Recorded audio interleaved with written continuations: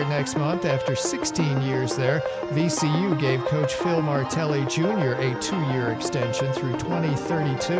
The Seattle Seahawks gave wide receiver Jackson Smith-Njigba a 4-year contract extension. It averages over $40 million per season. I'm Steve DeSager. I've been covering this league since 1987.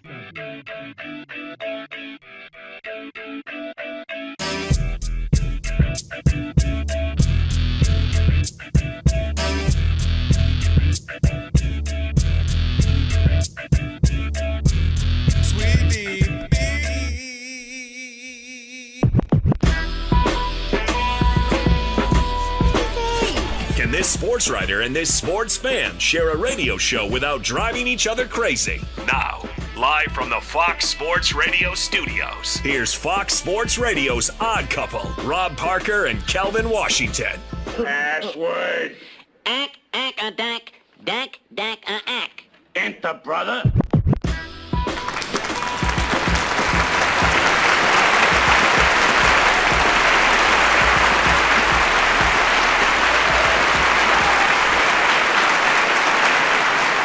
That's right. With that password, you now have full access to this very fine radio program for the next 3 hours. Not 2, not 3, not 4. Thank you, LeBron. No matter how you listen in, Fox Sports Radio, foxsportsradio.com, the iHeartRadio app, Sirius XM Channel 83. Wow. And now live on YouTube. We'll do it live.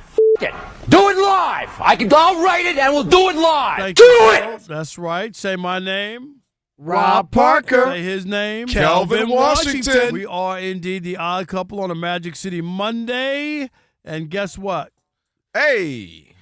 You'll need our phone number because we are, without question, the most listener-friendly national sports talk radio show on the planet. Ben Maller. At least when people are still awake. So only time. How is she going to count it, Rob? Sorry about that, Ben. That's right. Write it down, commit it to memory. 877-99 on Fox. For you laymen out there, it's 877-996-6369 in case you couldn't figure out the letters and the numbers and all that. Do that T9 style of texting back in the day? There you go. And if you hear feedback on the line, it's your own fault. It means only one thing. You forgot to turn down the radio. And if you call in here and have a problem with what we say, tough. Because well, I'm talking to you the way I want to talk to you. Do you have a problem? Turn off your station. That's right. And with all that said, remember this. Sweet Oopity. Yeah, Magic City Monday. Yay. There you go. Let's go. Big show. Let me welcome in my co-host. He is Kelvin Washington. What's up, man? Happy Magic City Monday.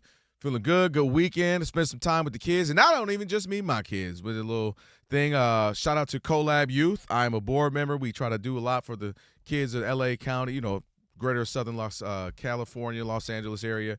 And great time the weekend. Hosted our teen summit. So I'm feeling good, man.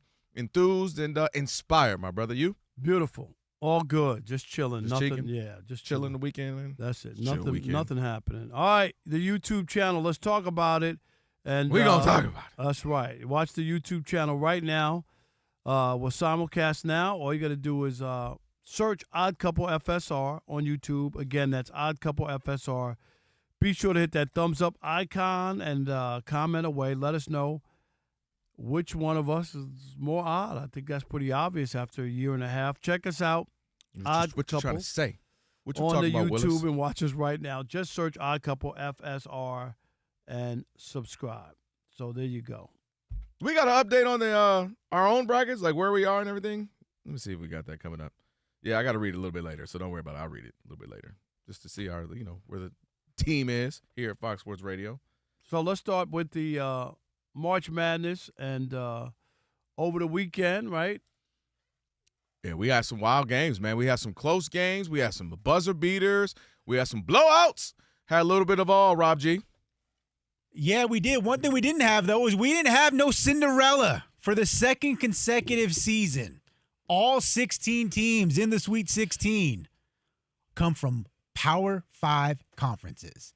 Now, a lot of people are trying to speculate and figure out why is that happening? Because for the longest time, the idea was the only thing that really made the NCAA tournament special was that you might have a George Mason, you might have an NIU, you might have Butler making a run to the championship game. And instead, what we've gotten the last 2 seasons is all the big dogs are going to keep eating, and there's nothing left for the little guy.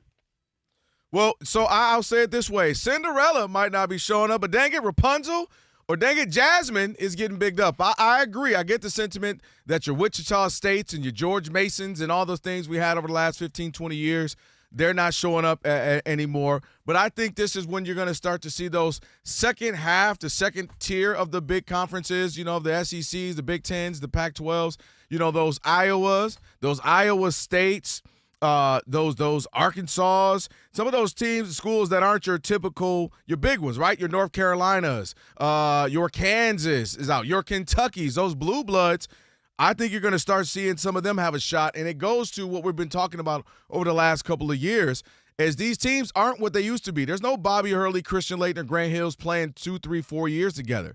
And the way this is happening with NIL, the way this is happening with the transfer portals, teams are mixing it up year in, year out. And if you're one of these smaller schools, Iowa State, like I said, in Arkansas, Houston, obviously Kelvin Sampson's had them playing well the last couple of years, but Houston, you've got a shot now. Nebraska, I mean, look at this. This sounds more like a Big Ten Saturday football in this next round we're going to have. Iowa at number 9 taking on number 4 Nebraska. What is this, football circa 1994?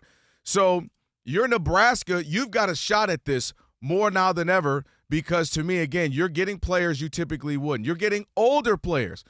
Rob, I don't think people are going to get that 18-year-old. Yeah, if it's Devonta, that's different. He's a lottery pick. Obviously could be the number 1 pick. But that other guy that's good, he might be able to develop over the next 2 or 3 years. Go give me that guy from Long Beach State or East Carolina that's been playing for 2 or 3 years, that's matured physically, mentally, understands the game. Go bring me him. Well, last year, didn't all the number 1 seeds make it to the Final Four? Yeah, but this is what I think moving forward. I want to call it the Kurt Signetti of it all. Yeah, I don't think it. I just think it's weird that you don't have any Cinderellas. I think that's what the whole tournament was supposed to be about. And not that we want 3. A couple years ago, we had 3 Cinderellas in the Final Four, and nobody watched the Final Four. It was a bad television ratings. Because I don't think people want an overkill of Cinderella. So Cinderella's supposed to be one girl at the ball, not 8 girls at the ball, women at the ball who are all in the same situation. And that's what makes it kind of intriguing. Those Butlers, when Butler beat Michigan State, you know what I mean? In those kind of situations, that's where you're looking for those kind of schools to just have a presence, put a little scare in somebody, lose close. You know, and you go, wow, you know, like they don't have what Michigan State or Michigan or, you know, some of these other Duke or North Carolina. I think people are intrigued by stuff like that, but I don't think that they want too many. And the idea that we have none is disappointing because supposedly the field of play is supposedly changed now that you can bring in players and bring in older players. But where are those guys? But I agree. Schools? I think the Cinderella is gone. That's why I think the idea of the Wichita States, and obviously there's 68 teams, right? So somebody's going to eventually, it's going to happen. It's not never going to happen again. But I think more what you're going to see is those teams that, again, the Iowa States, the Iowas, the Arkansas, Nebraska, that got a guy or two already, but they can bring in those really good role players, and then they can compete. And there's no continuity with some of these bigger name brands, right? I saw Kentucky, and they barely beat who they barely beat the game before, Kentucky? Santa Clara.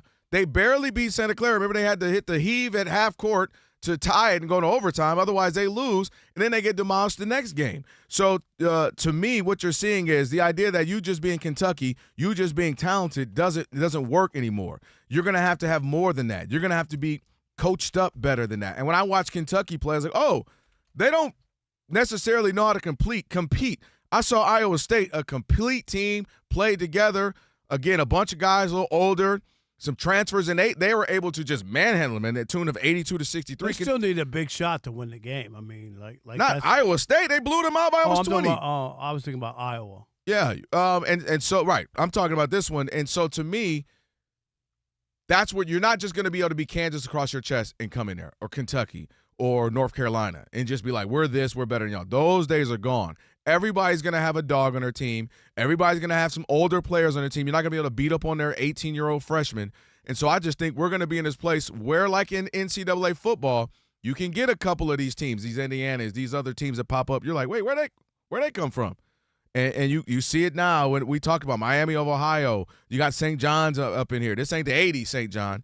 And so I just think you're going to see more of that, Rob, where these teams that we used to just disregard as the second half of a conference, second half of the Big Ten, second half of the SEC, they're going to be able to compete now. And you just being a former blue blood ain't going to matter as much. And we're going to really start to see who can coach too, who can have a system, who can't just rely on I'm going to get the top, 4 top 20 recruits. We're going to start to see who's coaching, who's got a system, who's got a way to get these guys motivated. And I think we're going to start seeing that as well more than ever too.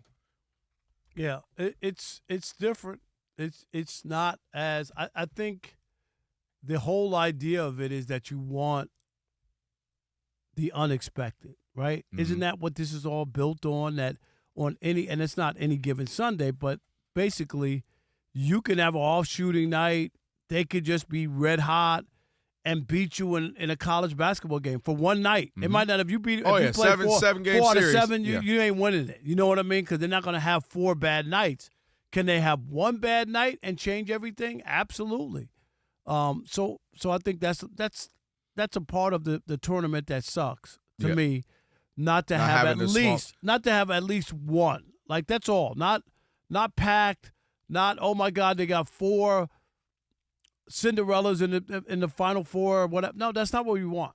Because the numbers prove it out that people don't want that. Because when we had it, 3 out of 4 people tapped out. They were like, none of these schools or any of the schools I want to see in the Final Four, and they didn't watch. I think to me the replacement when you talk about Cinderellas might not be the Cinderellas too, but I think the new enjoyment, as you talked about, we used to, oh wow, look at these small schools. I think seeing these, it's going to be more replaced with watching the big name brand go down.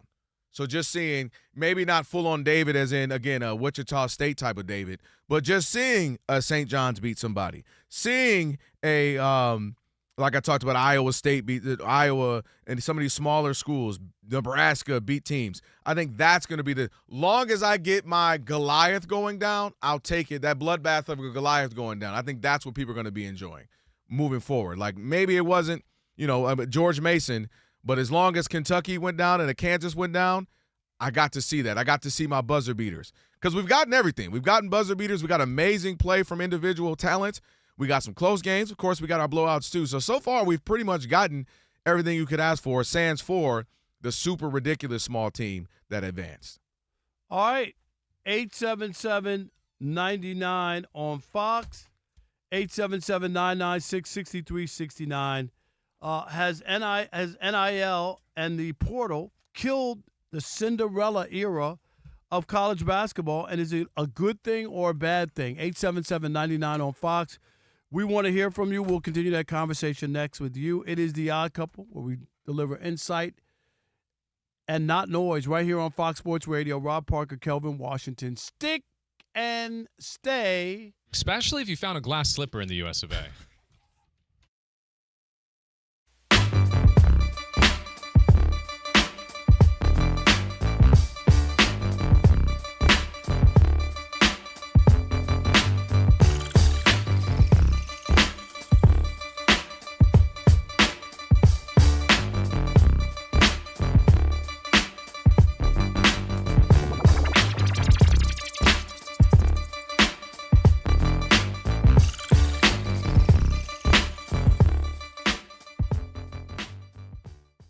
And I'll tell you this, I'm just going to be straight up. And Luka had a great game, great win for the Lakers, back-to-back in Miami and all that other stuff. MVP? Are you kidding me? How about that? There's no way, no how I would vote for Luka to be MVP. First of all, the guy is a defensive liability. This is the same guy who's been putting up numbers all year, and people said the Lakers have no shot to win. He's been scoring all year. They have no shot. That's all I heard about the Lakers. They have no shot to win. No shot to come out of the West. right? Because you got 3 statues out there instead of defense. We know it. And then the other part, aesthetically, he's hard to watch. You know why? He's the biggest baby in the NBA, and he complains on every single call, every single time he puts up a shot in the NBA. Who wants to watch that? There's a thing called sportsmanship, too. That should be a demerit to him. I don't care. The other guys who have had bigger impacts to their team. We talked about it. I would vote for Jaylen Brown 10 times before I would vote for Luka with your vote, Kelvin. Forget about my vote. Don't be worried about my vote. I'm just saying, I wouldn't even vote for him with your vote, let alone mine.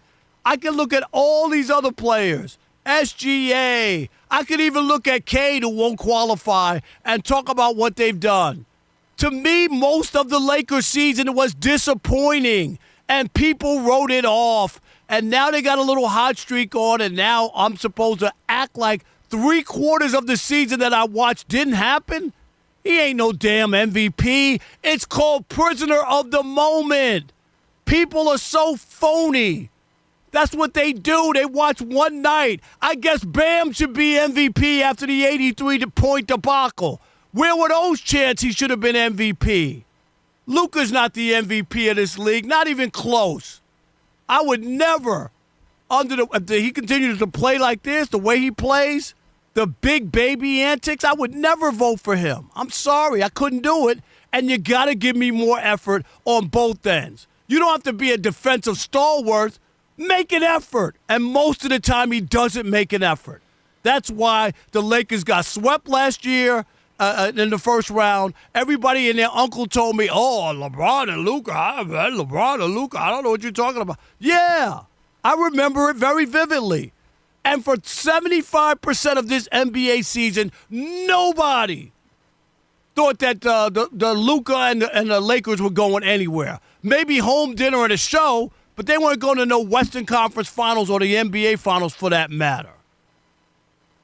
All that drama you just gave me for no reason. All that drama. First of all, Luka Doncic is never going to be Pete Kawhi Leonard, Scottie Pippen when we were talking about effort. We know that. That's never going to happen. He's never going to be a defensive stalwart. However, if you've been watching for the last few weeks, not only has he, but that team has been playing much better defensively. That's what kept them in games. That's what allowed them to win 8 straight and 9 of their last 10. And I think it's like 10 of their last 11. They've been incredible lately, and specifically Luka has been out of this world, Rob. The man is averaging 41, 9, and 7, and Mr. Rob Parker, 2.5 steals over the last 8 games. And so we're sitting here saying, nobody's saying he has to be the MVP as we sit here, because there is a guy called SGA who's been out of his mind all year. And then we got an alien who's 7'5" named Wemby. But to act like he's not in the conversation is crazy, because he was in the conversation for the first third of the season. Then the team had a little rough patch. They're trying to figure things out. They've been incredible over the last, like I said, I gave you the duration of it. Right now they're sitting here third, and you're acting as if they're the Suns at 39 and 31, where it's like, they're a little over mid, or 34 and 36, the Clippers or something. The Lakers sit here 45 and 25. And again, they're third in the West, which gives yourself a punching chance of, hey, you never know what's going to happen in the postseason. That is exactly an MVP candidate. And this team... You can't even make an argument against Jaylen Brown, who did a much better job without another star. He has 2 other guys who can score. Jaylen Brown is absolutely an MVP candidate. Nobody said he wasn't. I'm just saying, there's 4 guys. What conversation? There's 4 people you could pick ahead of Luka Doncic. 4. That's all I'm telling you. He's not in that. That's not a conversation. You know what you do when you go into horse races?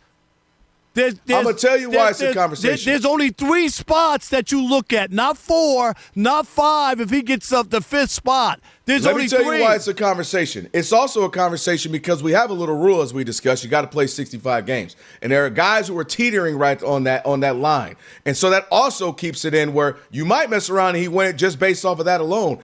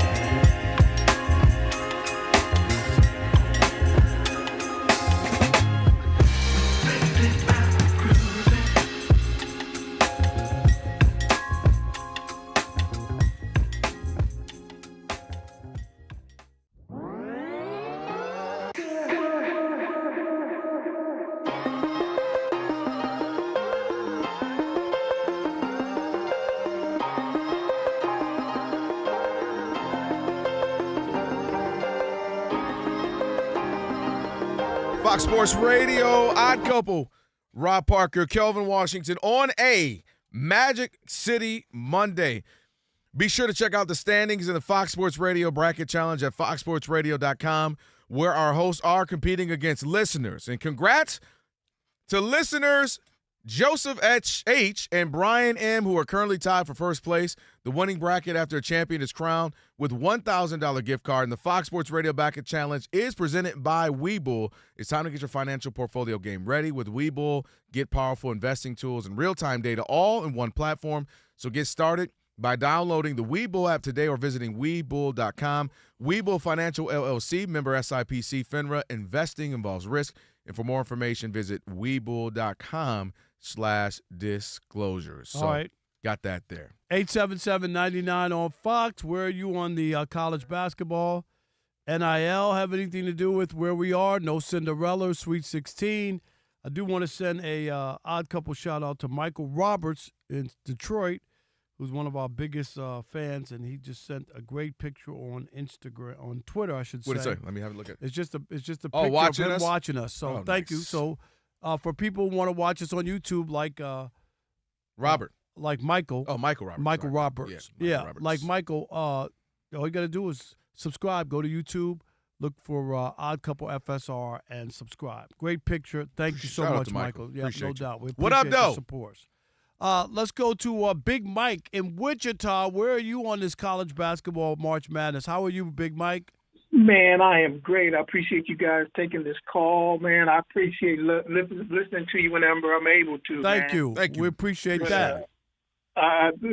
Just to play off of Mr. Washington's take on the NIL and no more Cinderellas type deal. You're gonna have to have a coach that know how to coach. You're gonna have to have AD or whoever does the signing for NILs, and you're also going to have somebody that knows how to evaluate talent and just not go off of how great somebody is, but figure out if they'd be able to play with somebody else and everything. You know, you got them guys like Ja Morant and all them cats that came up through the, you know, they was lifting teams when, you know, to get through the next round and everything like that. You know they wasn't going to make it to the end, but all I'm saying is, he wasn't with a team that played well together. You see some of these teams, like you had the team you said was undefeated all the way to their conference championship. Well, shoot, that coach, he knew what he was doing on, you know, as far as putting people together and everything. And even Rick Pitino, I think he's done a good job on, you know, he's a great coach and he knows how to put that money together for those folks. And, you know, he got people backing him. You know, those big-time names got big backers and everything like that. So, but yeah, you're absolutely right. If you know how to coach, you got a chance, because if you got a team at a school that has NIL pockets, then you know how to distribute the money properly and not just be do like K-State did. And I'm sorry to pick on K-State. They give away all their money. They ain't got a bunch of dudes that can't play together. That's crazy. I know. Big Mike, man. Thanks. No doubt. And we appreciate you, brother. Thanks for the call. Thanks for listening. No doubt. Who we got? Sean in Sacramento. You're on the Odd Couple. Fox Sports Radio. What's up, Sean?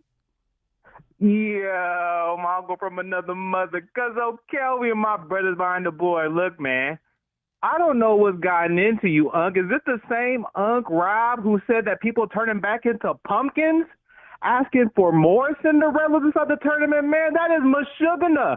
Call me the evil stepsister, because I want no Cinderellas at the ball, man. Tired of seeing these little teams come up just to get blasted in the Final Four. And you said so yourself.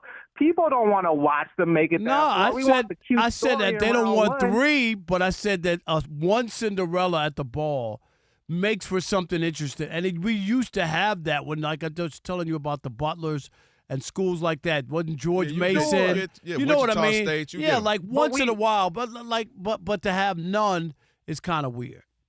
But the stories are even better, man. Hoiberg with his twins making it this far. Watching Rick Pitino continuing to rise from the ashes to continue to make a name for himself. And will Ace to the Izzo ever win another championship for Michigan State? There's so many things going on with the Blue Bloods. Save Cinderella for the fairy tales. I'm calling it midnight. No pumpkins for me, Unc. All right, I hear you. And she did. Hey, Cinderella did crash out. And that when it just turned from that little nice little chariot to the pumpkin, she was out there stranded, terrible. She ain't had a dress on no more. Jimmy in Dallas, you're on the Odd Couple Fox Sports Radio. What's up, Jimmy?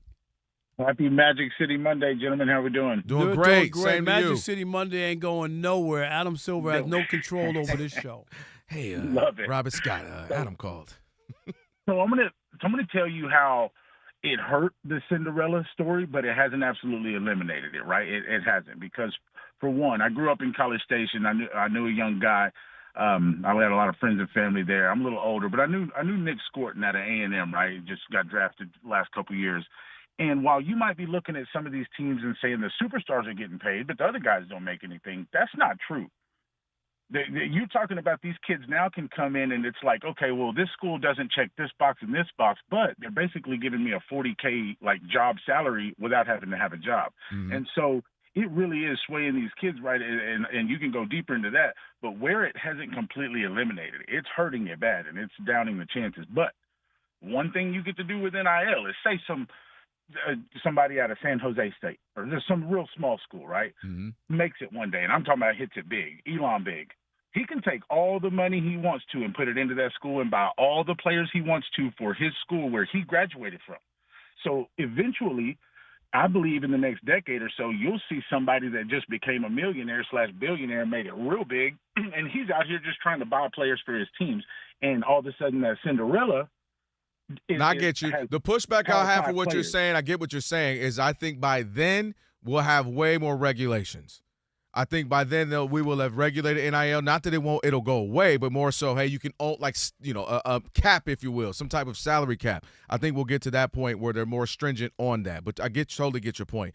All right, we got Mo Cassara, former Hofstra coach and CBS Sports college basketball analyst, going to join us on the other side, talk some more NCAA tournament in just a minute. Right now, he is Steve DeSager. Going to get you updated. Hey, Steve. Hey, we got a lot of coaching news in men's college hoop. Even the games will continue later this week. Arizona State's new men's coach is Randy Bennett from St. Mary's, where he'd been since 2001. Utah State's Jared Calhoun is leaving for Cincinnati, his alma mater. Ex-Cincinnati coach Wes Miller got the Charlotte job. Creighton's Greg McDermott will retire next month after 16 years there. VCU gave coach Phil Martelli Jr. a 2-year extension through 2032.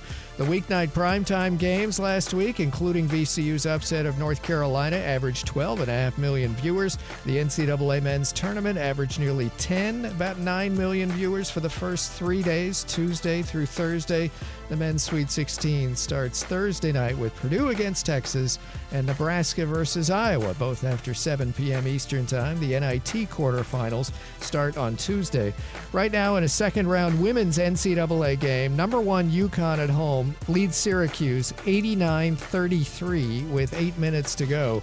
Virginia won it double overtime at Iowa 83-75. Notre Dame won at Ohio State 83-73. In the NBA, the Lakers have won 9 straight games. They're down 14-13 at Detroit late in the first quarter. Also in the NBA, Jalen Johnson of the Hawks is out again with shoulder inflammation. Atlanta's about to host Memphis. Grizzlies guard Ja Morant out again with a sprained elbow. He's been out almost 2 months. Golden State's at Dallas in a couple hours. Steph Curry with the bad knee for Golden State will be reevaluated this week after the road trip. He is due to return to full practice soon. As for the NFL news, the Seahawks gave wide receiver Jackson Smith-Njigba a 4-year contract extension. It averages over $40 million per season, a record for that position. Seattle will keep wide receiver Jake Bobo, who'd signed an offer sheet with Jacksonville. The Patriots released quarterback Joshua Dobbs, so Tommy DeVito will be their backup QB. Back to you. Thank you so much, Steve. Appreciate it. Odd Couple, Rob and Kelvin on a Magic City Monday. And we are joined now by former Hofstra coach, CBS Sports college basketball analyst Mo Cassara. Join us now, Coach_Mo Cassara on X. Coach, how you doing? Hey, guys, how we doing? Doing great. We were just talking NCAA tournament. You can jump in on this. You know, historically, we always have somebody kind of sneak in there, one of those smaller Cinderella type of schools. And we were just questioning with NIL and transfers, do you think, my point was that we'll get those Iowa States, those Iowas, those Nebraskas get more of a shot than they've had in a long time, but not so much the Wichita, George Masons of it all. What do you make of it? Yeah, it's an interesting time. Certainly you got a little glimpse of it. You got, a school like High Point that, not a lot of people know about. A couple other teams, were right down to the wire. We didn't have this year's upsets that we've had in the past. And I agree with you. I think, big schools like Nebraska that traditionally may not have been, a basketball school, Alabama's schools that's got a lot of money, they can certainly create a new team every year, and they can go out and spend a lot of money. So it certainly changed a lot. I think the tournament thus far might lack a few Cinderellas in schools that nobody's maybe ever heard of, but there's been no shortage of great games and excitement, that's for sure. But the tournament to me was always about the Cinderellas, and one or two, not three. A couple years ago, there were 3 out of 4 in the Final Four, and it didn't do well ratings-wise. I don't think we need that many Cinderellas, but I think that's a missing element that's part of the tournament, the allure of it, that we've been waiting for that school that, probably shouldn't, but are they ever going to happen, like the old Butlers and whatnot, when we kept thinking that they're going to push through. They were a bank shot away. Is that missing a little bit? Yeah, I think so. You bring up Butler. Butler, VCU, George Mason, teams that have even come out of the first 4. We kept thinking that they were going to do it. 4. You know what I mean? Yeah. Like at one point, and they never got there. Yeah, and look, is that NIL in the new world of college basketball, or is it just the way it shook out this year? I think it's probably a little combo of both. All right, let me ask you this too. We're looking at these young stars, the DJ DeBonsa. We got Peterson going down. What do you make of kind of where we are now with, if you look at DeBonsa going to BYU, do you think we'll start to see more of that where guys kind of just pick, I don't want to say random schools, but not your traditional Kentuckys and your traditional blue bloods, where they're saying, hey, I can go here and get the most money, and I can be the guy versus one of the guys? Absolutely. I mean, I think, he's a Boston kid. He really has no ties there other than a big paycheck. Years ago, I would argue, 25 years ago, that kid was going to Boston College. That's just not the case now, So, I think that schools that can create money and have that figured out from a budget standpoint, from a coaching standpoint, I think that they're going to have a distinct advantage. You're going to see kids like, Boozer going to Duke, and there's certain kids that are going to go to, those blue blood schools. Peterson, you mentioned him from Kansas. But, yeah, I think you're going to see a lot of other kids show up at other places that, have a big budget, can spend the money, create an opportunity with NIL, with, future NBA, things looking forward. So, yeah, I think BYU is a great example of that this year. Tell me about Michigan. It was just a few years ago. It was a mess with Juwan Howard. What was going on there? They take on Alabama in the Sweet 16. What's turned Michigan around? Is it all the coach in May, or is it something else? Well, Michigan's a school, number one, that's got a lot of money, and they spend it. They're one of the top NIL spending schools in the country, and they use it effectively. But I would argue that they've got one of the best coaches in the country. He's just a tremendous coach. He's a tremendous leader. He's able to, grab guys from all different backgrounds and blend them together. And he's just done a wonderful job. And anybody that I know that's either associated with him or connected to him just rave about his ability to coach. So I think they put, arguably the best young coach or one of the best young coaches in the country in that driver's seat there, and they've got all the tools around them to be successful. Can they win a championship? Are they that good or not that good? I think they can. They've shown it throughout the year. They've continued to, put up big points. Early in the year, if you remember, they were on a streak where they scored several games in a row over 100 points. Yeah, they were blowing everybody out. Right. They can really score. That's the thing that impressed me about them early. Then the grind of a regular season, the travel. Big Ten travel's tough, guys. It's tough. And so they maybe dipped a little bit in the beginning of the middle end of the year, but I think they're in position now to kind of flex their muscles, and I think their ability to score and obviously being such a well-connected, well-coached team that I think it's going to be tough to bet against them. He is Mo Cassara on with the Odd Couple, Rob and Kelvin on a Magic City Monday. How good is Acuff Jr.? I mean, man, we had on his his uncle, who Rashad Phillips, who was a great player himself at UD Mercy, was talking about how he knew since he was like 5 years old what he was going to be. Man, he looks special. How good is he? And I hate to always do this, but any NBA comparison? He first of all, he's just such for a young kid. He's such a physical specimen. Like his shoulders and his size. Does he have a little like Derrick Rose maybe type? I mean, real strong, aggressive guard. I'm trying to think of some other. I was thinking Marbury-ish.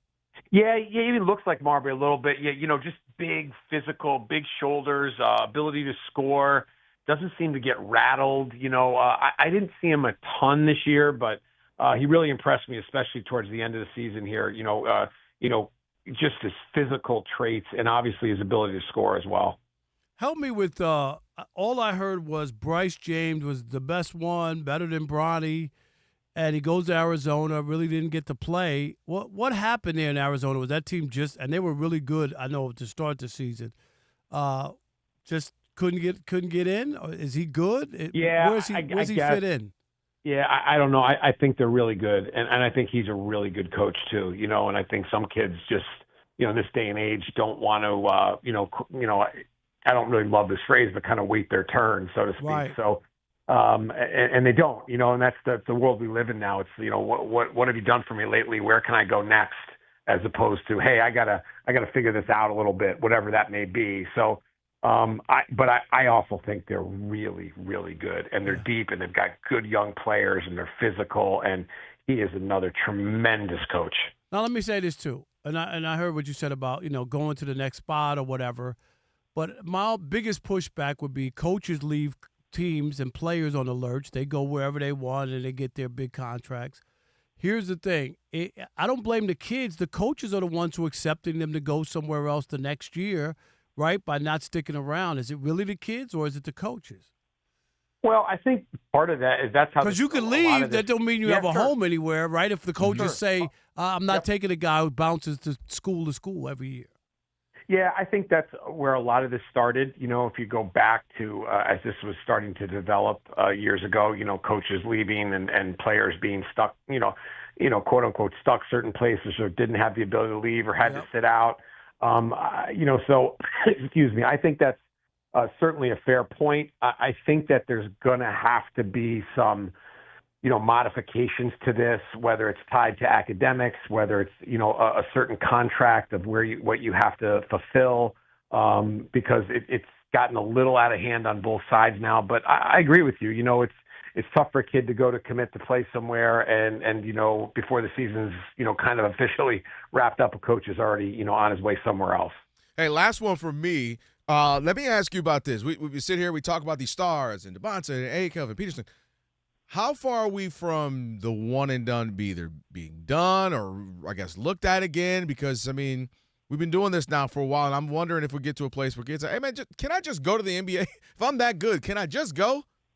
Yeah, great point. I think that, as I mentioned, I think that, coming down the pike here is going to be some modifications, and that may be it. There may be, I think that, the higher-ups of the NBA and different places have tried to do that with a few of these other programs outside of college basketball. But I think within college basketball, there's going to have to be some modifications, which mean, hey, if there's kids that are ready to be professionals right away, that they're going to a certain place, or maybe that, there's a breakaway in the NCAA. So I think there's going to be some big changes. And, if the three of us were sitting here talking, 10, 15 years ago, we couldn't have imagined or envisioned what's going on right now in college athletics. So I think that there's another change coming down the road here. Yeah, it's probably true. I've always been against, and the NBA players are the ones who sold out the college players. They're the ones that signed the CBA to agree to that, where if you're in golf or tennis, you could be a pro, Mo, at 14 years old, right? Yep. Baseball, you can go to straight out of high school and all that other stuff. And probably, that's the part that I don't like, is only in basketball and football do we take what I would call a prodigy and tell them that they can't go to the next thing. If you had a 14-year-old piano player or saxophonist or something, they would be allowed to play Maybe at Carnegie Hall. Yeah. Do you know what I mean, Mo? Like, I don't agree with that. If somebody's exceptional, right? Kids graduate college at 14, 15 because they're brilliant. Actors. You don't make them go back to elementary school or high school. Do you know what I'm? Because they're too smart. So yeah. No, I agree. And obviously, there's not a ton of those. And I think the other side of that argument is the kid that thinks they are, or maybe people think they are, and he's not. I think that's what held a lot of people up on this. But that's their choice. They can go do that and think they're going to go. And guess what? If you don't get drafted, then you got to go get a job like everybody else. But it should be their choice. Right. Yeah, I agree with you. So, we strongly agree on that. All right, hey, Mo, we appreciate you. Coach. Thank appreciate you. Guys, always nice to talk to you. Enjoy the rest of the games and the madness. I hope it continues. Yes. All right. We will hope so as well. On the way, thank you. Tire Rack Player of the Day, plus we have Shekel City, and somebody got paid in the NFL. We'll tell you who. It's the Odd Couple on a Magic City Monday. Rob and Kelvin, stick with your boys, Fox Sports Radio.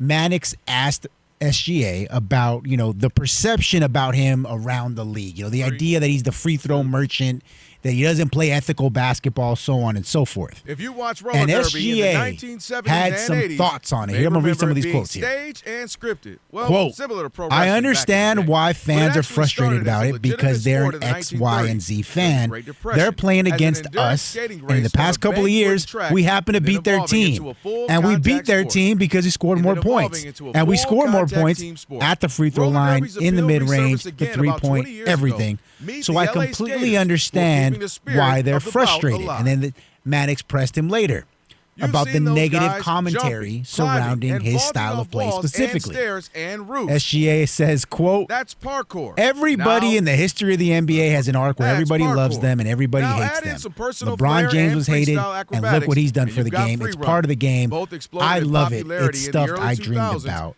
In the as a San kid. Fernando Valley, a group of these elite athletes You know what? came And he together went on to form a talk pro about some team. other things. It was Tempest, a good read. along I'll with tell the you what I Free-Running liked Academy about this. and What I Global like about it is Competition Series. he talked about the fact that he understands this stuff is good because he himself is going to become the villain. People are going to write, it was a couple years ago, man, I can't believe the Clippers got rid of him. He's so nice. Man, look, I'll give up Paul George any day for him. Oh, wow. Now they're having success. People don't like the way he plays. We see him on national TV more. Obviously, we saw him in the finals. And so now it becomes he's a free throw merchant, or I don't like this, I don't like that about him. And what I like is the fact whether you love him or hate him, he embraces this opportunity. He embraces this hero arc, if you will. He embraces that if you live long enough, the hero lives long enough, you become the villain. And that he knows this is good ultimately for the NBA because when they come into town, you're going to go watch them, boo them, hate them, or obviously you may love them, love him, love the team. And if they keep being good as they have been, then they start to be in a deep postseason run. They start to be in the finals, Rob. And one of the things we may start to get is some great rivalries again. We might get Denver and Thunder have another 6-game, 7-game series. We might get him and the Thunder versus Spurs 2 or 3 times over the next few years. We might get them against the Celtics, or maybe it's the Pistons for the next few years. So to me, he understood that. He mentioned that in this article that I know what comes with this territory. Winning a lot, it breeds a little hate, a little envy, also a little love and praise from people. It also allows for us to have some rivalries. And at the end of the day, all of this is good for the NBA. And I just love kind of where we've started to trend towards where the teams are playing hard again. Teams are competitive. We had a handful, Rob, you might recall, we had a handful of weeks where it was dag near a fight every other game. So I like where it's going. And the best thing about it, again, is whether you like or love him or hate him, that he fully understands this. I mean, LeBron James talked about how he struggled that first year with Miami when for the first time in his life, he had the black hat, right? When the first time in his life, he was getting a negative criticism, right? Because when he grew up as a high schooler, it was like, wow, look at this phenom coming. Got the league, wow, he could be the future of the league. He just chose to leave, That's when the hate started, and he didn't know how to handle that. He wasn't prepared. He admitted it. I tried to wear the black hat. I didn't like it. It wasn't me. I tried to be mean to the media, mean to fans, and it wasn't me, he said. SGA knows that comes with the territory. So I think that's great that this team know it. They're prepared for it. And to me, it leads to a better version of the NBA as we move forward, Rob. Yeah, I don't agree. I don't think anybody hates SGA. They might not like his style of play. He's just not. What bad guy is he? He's a guy from Canada who doesn't say anything. What? How could he be a bad guy? Yeah, you don't like his style of play. You might not be. I just don't see him moving the needle on most nights in the NBA, other than that they're talented, they keep winning, and he scores 20 points every night. I don't hear the conversation. Is there a conversation that I'm missing about him? No, I don't. I think a great example is I'm just saying. You brought up Luka. A lot of people, Luka, on one end, if you're just a person who fell from Mars, you would be like, what? Why don't people like this guy? This dude's he's insane. He makes a bunch of shots. He scores 40 a game. But people talk about he always going to free throw line, always calling for fouls. Or James Harden was MVP candidate or MVP winner for years, and always drawing fouls. Like once you start winning, once you start having a lot of big time primetime games, and you're winning a lot, we start to have reasons to nitpick. And I agree with you. I don't think he's dislikable as a human being. Yeah, I don't see the buzz for him. Even after that, people respect that he won. Even last year, he won. People don't like his style of game. At the free throw line, there's all that. Even players are talking about that. But I don't know if there's any venom or any kind of pushback on him. This idea of being a villain in the NBA or something because he's winning, I'm not sure. I think he'd have to win a lot. Oh, I agree. I think it's coming. I agree. If they don't win this year, I say they don't win this year. I just don't like. People will be like, "Oh, that was great. Look at what they did." SGA maybe wins another MVP, but they don't win. Then I don't know where that conversation goes from there. Do you know what I mean? I really don't.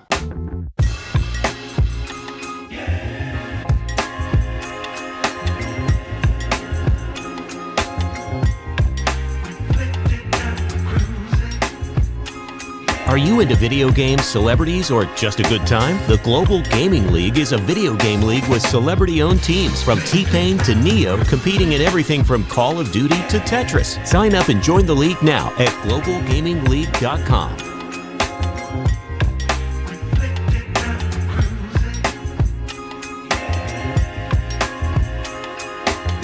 Fox Sports Radio, it's the Odd Couple, Rob Parker, Kelvin Washington.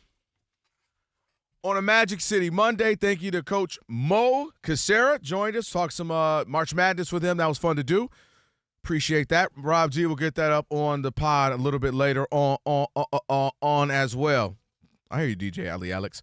All right, it's now time for your Tire Rack Play of the Day. For a spot in the Sweet 16. Koch calls the break. Sturts sprints to the ball. Gets fed up the right sideline. Into the front court. Bounce Fulgaris. He pops a jumper. Got it!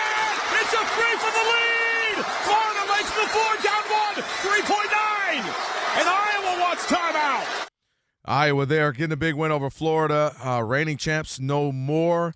And that's courtesy of Westwood One, your Tire Rack Play of the Day. And for over 40 years, Tire Rack's been helping customers find the right tires for how, for what, and for where they drive. Ship fast and free, backed by free road hazard protection with convenient installation options like mobile tire installation. TireRack.com is the way tire buying should be. All right, it's time for Shekel City now. Welcome to Shekel City, the home base for Rob Parker's daily picks against the spread. How'd you do?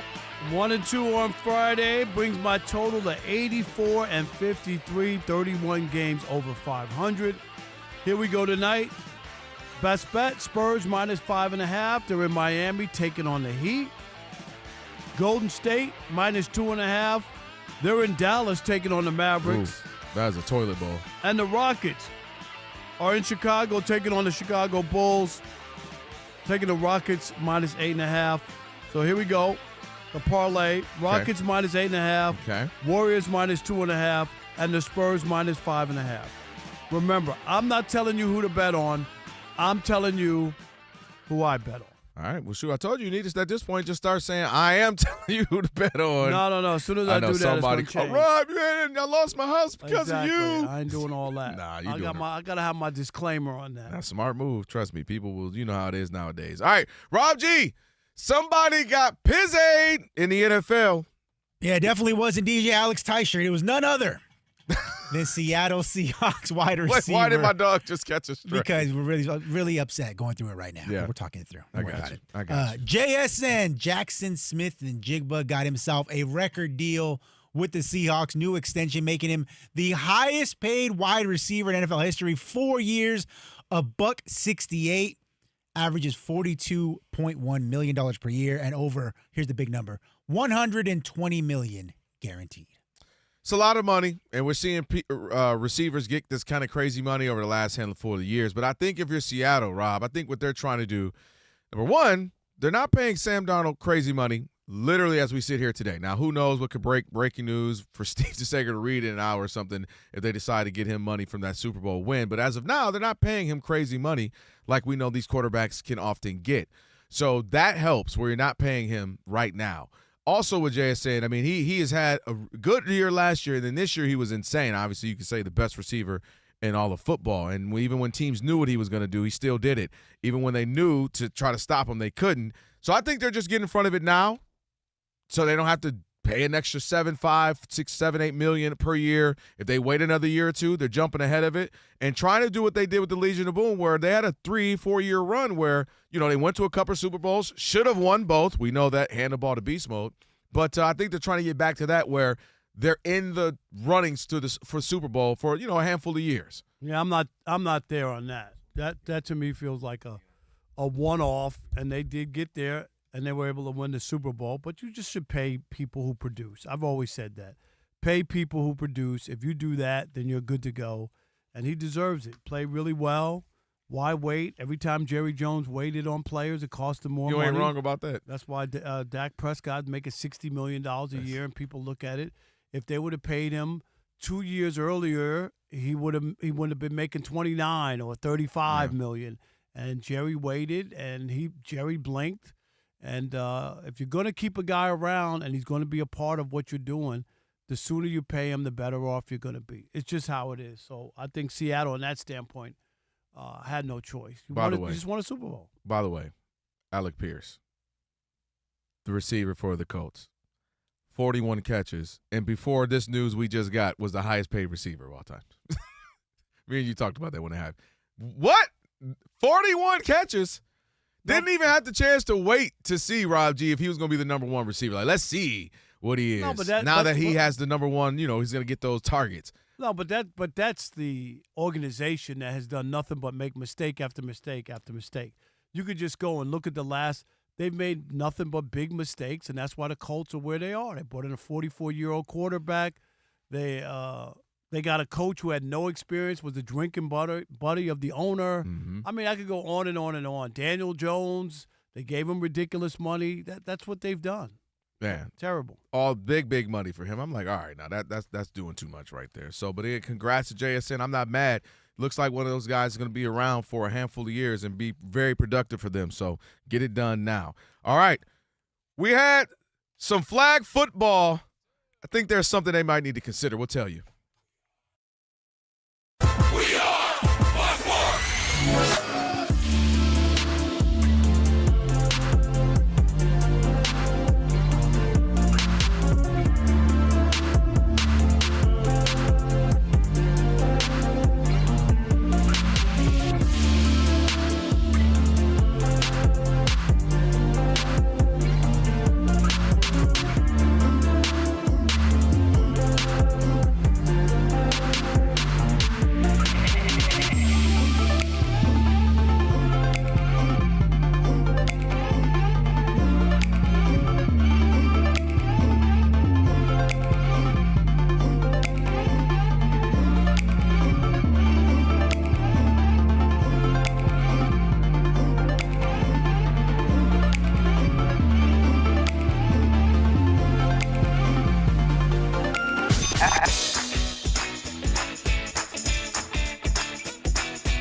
It's the Odd Couple. You know what time it is. It's your boys. Let's get it.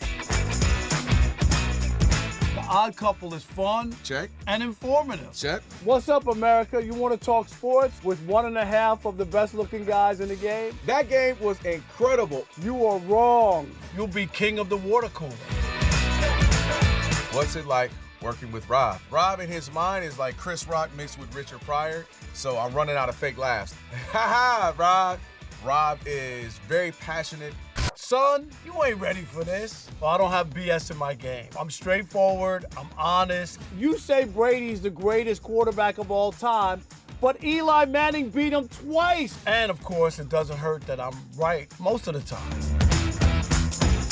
Kelvin is the nice guy, wants to make everybody feel warm and fuzzy. You done? Let me tell you the truth. I bring the energy, a youthful energy. Rob's not going to see this, is he? And I bring an honest opinion. Michael Jordan, I can't take it anymore. I need a break. I'm going to go play baseball. Trash Talking Tuesday is the best. It's a great opportunity for folks to call in, and they get to trash whomever. Who you trashing, Roger?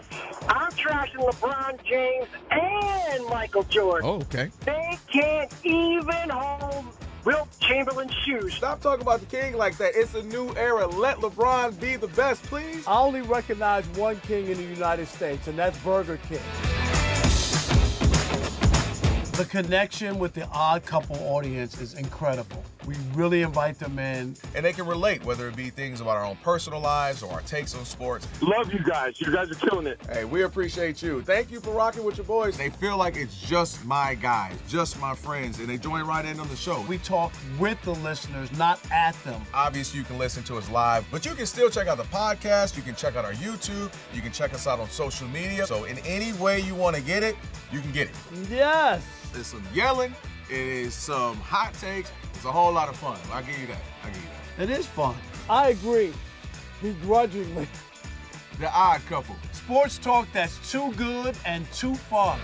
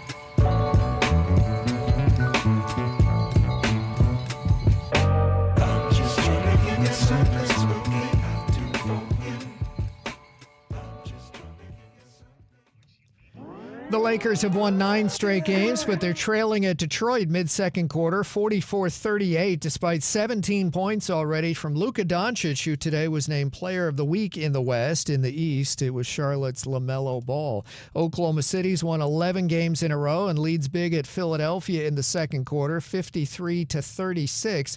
Mid-second quarter at Miami, Spurs up 59-43 over the Heat, and Orlando at home is only leading Indiana 48-47 7 in the second quarter. The Pacers have lost 16 straight. A final from the women's NCAA. Second round, number 1 and undefeated UConn ripped Syracuse 98-45. Virginia won at Iowa in double overtime. Notre Dame was a winner at Ohio State. Kentucky won 74-73 at West Virginia. And the Seahawks gave wide receiver Jackson Smith-Njigba a 4-year extension. I'm Steve DeSager. That's right. Hour number 2 on a Magic City Monday. Rob Parker, Kelvin Washington. Be sure to check out our brand new YouTube channel. You can watch us live on YouTube right now. That's right. Just search Odd Couple FSR on YouTube. Again, that's Odd Couple FSR. Be sure to hit that subscribe button and don't stop there. Hit the thumbs up icon and comment away. We appreciate all of it. Appreciate all the people who have subscribed. There's plenty more who can do so. And you know how you get that done? How's that? Just search Odd Couple FSR and subscribe. All right, Antonio Daniels, of course, the NBA champ, Sirius XM NBA Radio. He does the Pelicans on TV as an analyst, Fox Sports Radio NBA analyst. He's the hardest working guy in the NBA. Mm-hmm. He'll join us in about 27 minutes. That and a lot more coming up.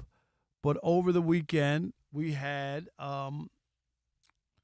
a flag football game. Did we? I think so. Rob G watched it, right? Did you watch it? He was odd. He dissed his daughters for it. He was like, they're like, no, we going to Disneyland. He was I like, was nah. so locked the F in because I don't know if you guys remember this guy, Daryl Doucette, a.k.a. Hoosh, famously said about a year ago, maybe 2 years ago, that Patrick Mahomes ain't got ish on me when it comes to this flag football thing. I should be the quarterback QB1 of Team USA with the Olympics. And over the weekend, he had a chance to prove himself. He went against Tom Brady, Joe Burrow, Saquon Barkley, Jalen Hurts, Devontae Smith. And Team USA flag football put belt to ass on all of them. They scored on every single drive, save the one where they need the clock out. And afterwards, Doucette spoke to the media about the importance of this moment for him and his team. I made some remarks back in 2023. It was totally misconstrued and misunderstood. All I was speaking of was giving my brothers a fair chance to make 2028. We came out this weekend with that on our mind to say, hey, let's show these guys that we are talented, that we are flag football, and not to be overlooked by anyone in the world. And that's my remarks. Boo-hoo-hoo. Oh, my God. Let's not get too serious. Rob, anything's possible! First of all, the only reason the NFL guy's there is because it's a money grab. And that's what these guys are into. The companies give them all this money to show up and all that. Tom Brady's 80 years old. What is he doing out there? He makes $37.5 million from Fox Just alone. watch a game and talk Every about it. freaking commercial Tom Brady's on. It's a sickness. It's a sickness. And so is this whole idea. It's flag football. Let those guys play. They play the game. They play it. They know the rules, whatever. Why would an NFL guy, seriously, want to go out there and play flag football? You're a professional football player. You know how hard it is to play that game and to make a living and play, have a long career? It would be like, yes, let's get the Major League Baseball players to play softball in the Olympics. Why would you do that? Why? And I get it. There's no football in the Olympics for a reason because there aren't other countries playing the sport. So I get it. I think this belongs to those players who have played it, know the rules. You saw the clinic they put on. And the other thing, I'm going to just be honest. I was thrilled to death to see that so few people were there. Mm-hmm. That people said no to this. No. I don't care if Tom Brady's there. I don't care if Joe Burrow's there. I don't care if who else was there? OBJ. You know what I mean? Like, these are people who usually attract the crowd. People stayed away. It was at a soccer stadium. Even when they play flag football, I think they play in soccer style. You can't play in a football stadium. Like, you're not going to get enough people, and they couldn't even sell out a soccer stadium, okay? So I was glad that the fans were like, if you're into flag football, fine.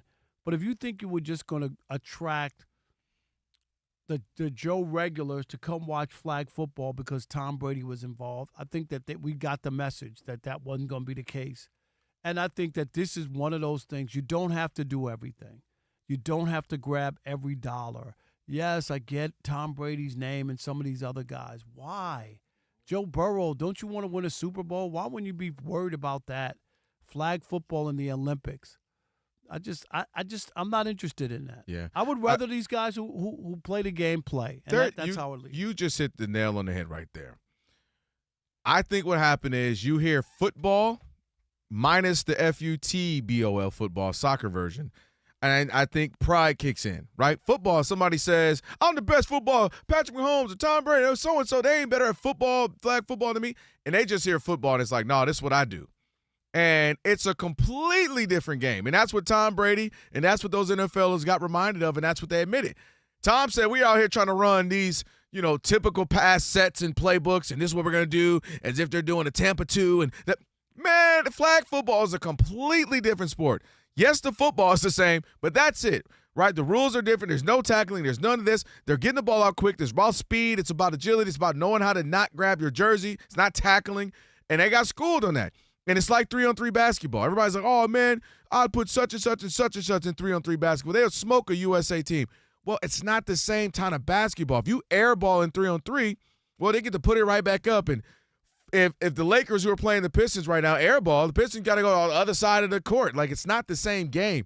Yes, it's 3-on-3 basketball, and it's basketball, but the rules are different. The style is different. The point structure is different, and that's the same thing with flag football. So I think they got reminded of that yes, if we're playing 11-on-11, you would dominate, but this is a different sport. And they got reminded that I think Tom Brady, he's in the side quest thing. What can I do to stay relevant? Hey, I'll do a Netflix roast. Like, why is he doing a roast? Because But this is my thing. Every time something comes up, he always says, well, never say never. Like that's his tease to everything, right? Mm-hmm. Oh, never say never. I just can't get over it. Like what he was able to accomplish in the NFL, that ain't enough. You don't feel good about that? Honestly, you don't feel good about that? Rob, I mean this with the utmost respect. Dude played further than his family. Family said, all right, Pops, we gave you enough. All right, babe, gave you enough. Well, how much more you want? He kept playing. I think he has I'm going to say this. Need to compete. I want to say this. Yeah. Their marriage had way worse issues than just him playing football. Let's just be honest. She had a baby a year later after they had broken up. I'm just saying there had to be cracks, because if that was it to save your marriage, on the cracks. That's all I'm saying. I'm not going to deny the cracks. What I'm simply saying, she had a baby in a year. Let's play the hypothetical you're saying. Maybe that was the cry to say, bro, this the last crack, since you used crack. We got some cracks, but I believe we can fight through. This is the last crack. I need you here. We need you here. We going through things.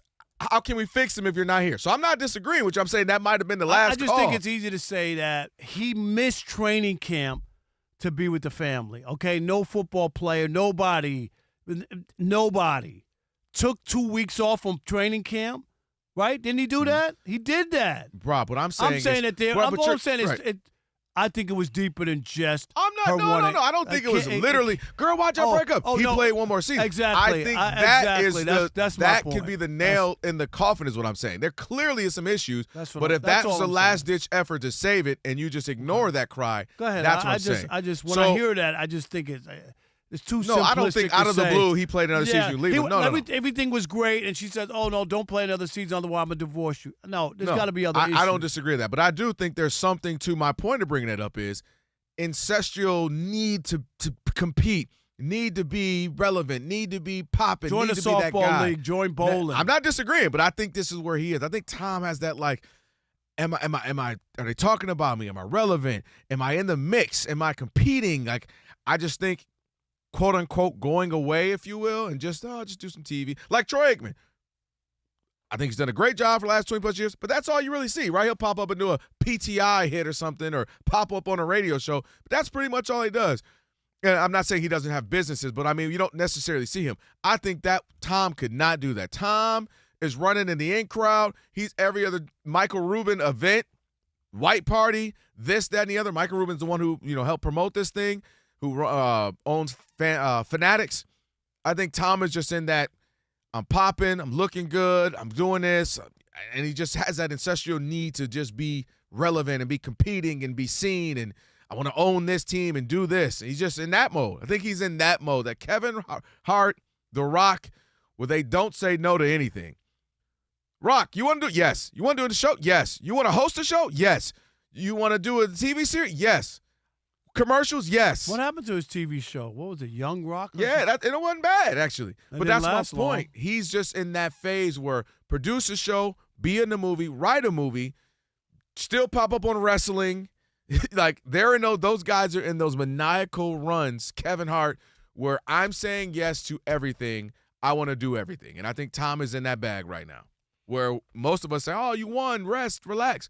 He's like, no, I'm better than ever. I'm avocado ice cream. Let's go. I'm not, flag football, that's cool. We've all played it as kids. Mm-hmm. Touch football is what we play, and then later on, you play flag football at intramurals or whatever it is, and we've all played. But I just have no interest in it. I just, whether NFL players are playing or whatever. That's just not. It's too far from the real deal.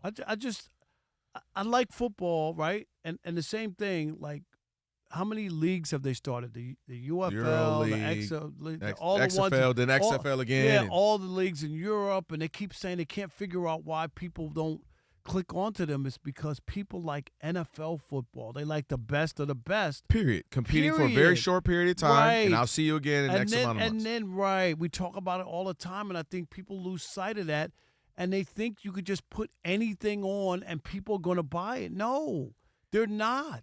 And that's why they don't watch. That's why they don't buy tickets. People aren't that gullible. They know, even in Europe, when they try to do, all right, let's give Frankfurt, Germany a team. Okay. There's no good players over there. Right, you know what? They know what they're watching. If you want to do that, make it minor league and go to New Haven, Connecticut, or Springfield, Illinois. You know what I mean? Right, Not have a team in Chicago or L.A. Bakersfield, or Bakersfield, California. Yep. You get what I'm saying.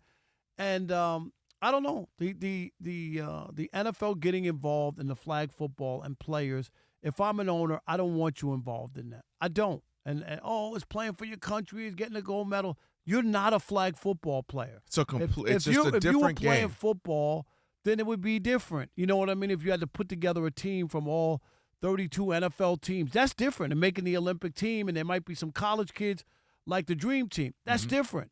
That what they have now and what this is totally different, and they just shouldn't be involved. And I was glad they got their butts kicked. I was glad people didn't watch. I was glad that people didn't show up for it. Yeah, I mean, if you're out, the only one I'll disagree with is the showing up, in the sense that we live out here in Southern California. If people want to go have fun on the weekend and go see a celebrity and get an autograph, that portion I don't mind. It's not going to come in droves, massive numbers. No, but the difference with me is that sends a message when people don't show up. That is not that important to them, and that you don't need NFL players. That's going to be like all of a sudden NFL players aren't flag football players, and they got smoked. But my point is, even that won't be a draw. Yes, that's not a draw because it didn't draw anybody. The names on that list was pretty impressive, and it didn't draw enough people. And there's so many we live in LA. Rob G, how many celebrity games have you seen like that? Like, come hang with these social media influencers, Speed, and then Matt Barnes, shout out to Matt, and somebody like softball, flag football. Every other week living in Southern California, there's a celebrity little game like that somewhere. Am I wrong? No, that's big facts. It's usually flag football because all these guys, especially the NBA players, they want to play football. The football players want to play basketball, and that's the only way they can cross realms. So, yeah, I'm like, that's kind of – that's not out of the norm if you live in Southern California to have these celebrity games. Maybe one is at Dodger Stadium with Snoop and so playing flag football. That happens all the time out here. So to your point, I think that's why. That's not anything. If they went to some smaller city, maybe it's rare to get that. Living in L.A., we got celebrities doing stuff all the time. 877-99 on Fox. Should Team USA represent our flag football at the Olympics over NFL players? Which one should play? We'll continue that conversation next with you. 877-99 on Fox. It is The Odd Couple. We deliver insight, not noise, right here on Fox Sports Radio. Stick and stay. Especially if you owe a lot of money like Tom Brady in the US of A.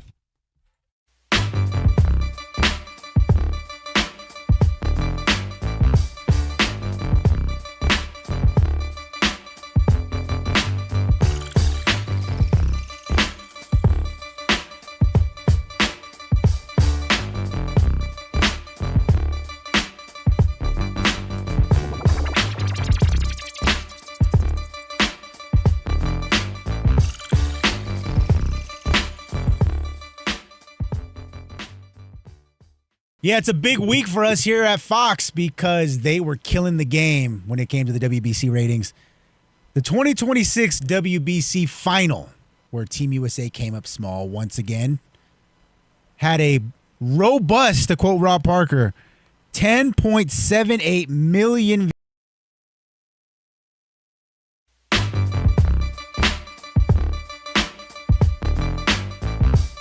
Yeah, it's a big week for us here at Fox because they were killing the game when it came to the WBC ratings. The 2026 WBC final, where Team USA came up small once again, had a robust, to quote Rob Parker, 10.78 million viewers.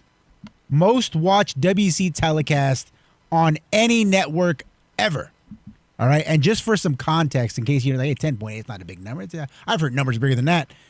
For context, guys, the 2025 NBA Finals average viewership, 10.2 million viewers.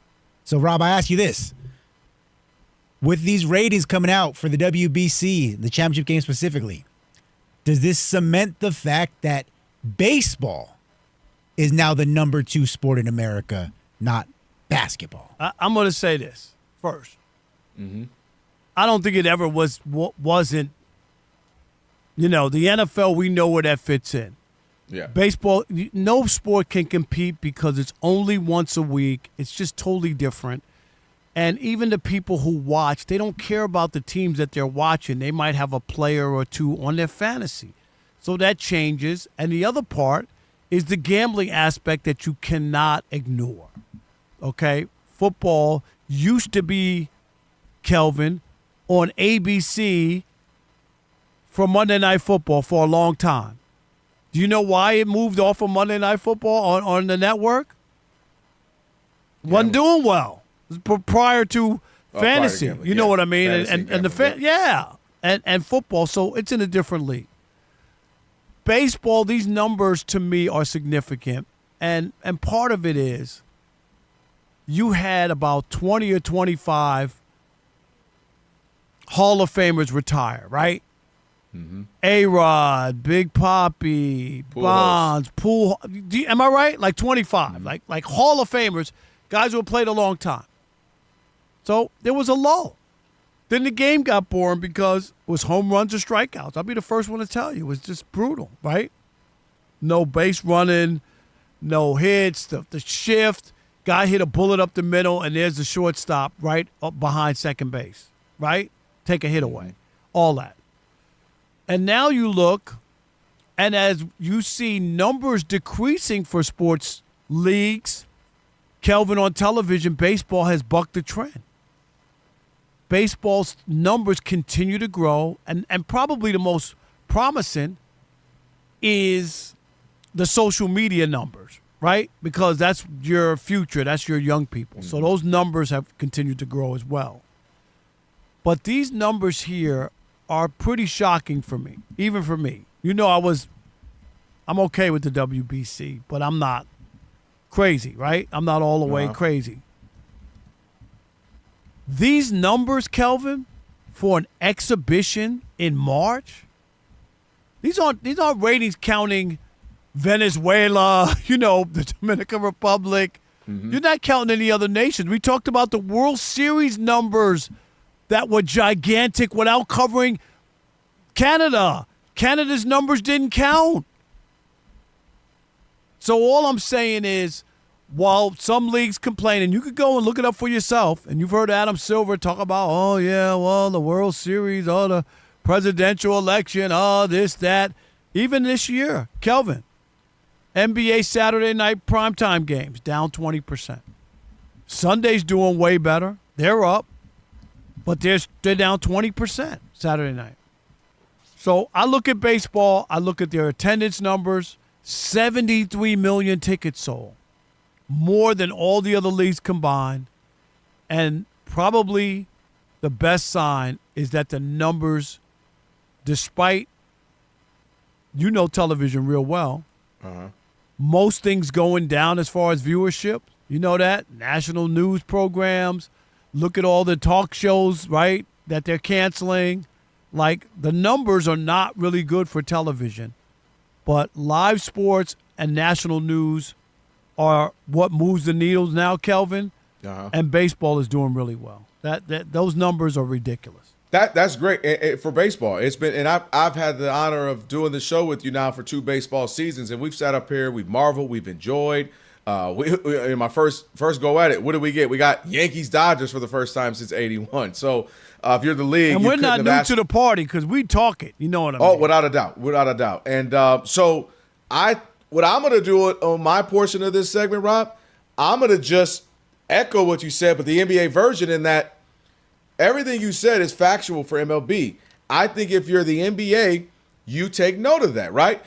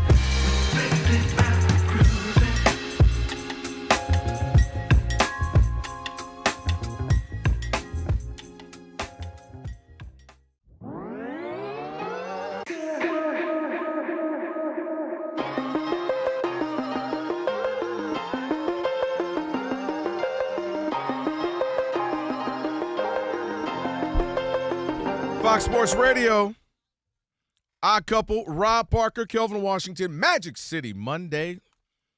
Antonio Daniels, our man, AD, going to be joining us here in a handful of minutes. Good to chop it up with him, talk some NBA. Got a couple of big games out here. The Lakers been on a heater right now, win streak, taking that to Detroit. We'll catch up on that in just a little bit. And hey, are you into video games? Celebrities are just a good time. The Global Gaming League is a video game league with celebrity-owned teams from T-Pain and Neo, competing in everything from Call of Duty to Tetris. So sign up. Join the league now at globalgamingleague.com. Go check that out. That's right. 877-99 on Fox. Rob taking some calls. Flag football, you into it? You want to see our big-time football players on the flag football teams? Or just, you're moving on? Or let the guys who do it do it. 877-99 on Fox. Who we got? Harold in Chicago. You're on the Odd Couple Fox Sports Radio. What's up, Harold? How are you? What's up, fellas? Doing pretty good. How you doing? Doing great, man. Are you kidding? Opening day is 2 days away. I'm great. I'm not, because I'm a White Sox fan, so it hasn't been good for us in a while. No, I get it. Hey, you know what? New season, new hope, right? Hey, you guys still have won a World Series. That's true. Far more recent than about 20 other teams in baseball. You ain't wrong about that. Not wrong at all. The Tigers will take one. There you go. They've been a few times, but it's been 84. That's what I'm saying. The White Sox won in 2000. Lou Whitaker, Alan Trammell somewhere 2005 or whatever. Go ahead, Harold. What you got? Yeah, no. Just wanted to say I do think Team USA should represent. I didn't get to watch it, but I was watching other podcasts, and they brought up a good point. These I don't want to call them no-namers. These flag football professionals, they actually try. They know the techniques.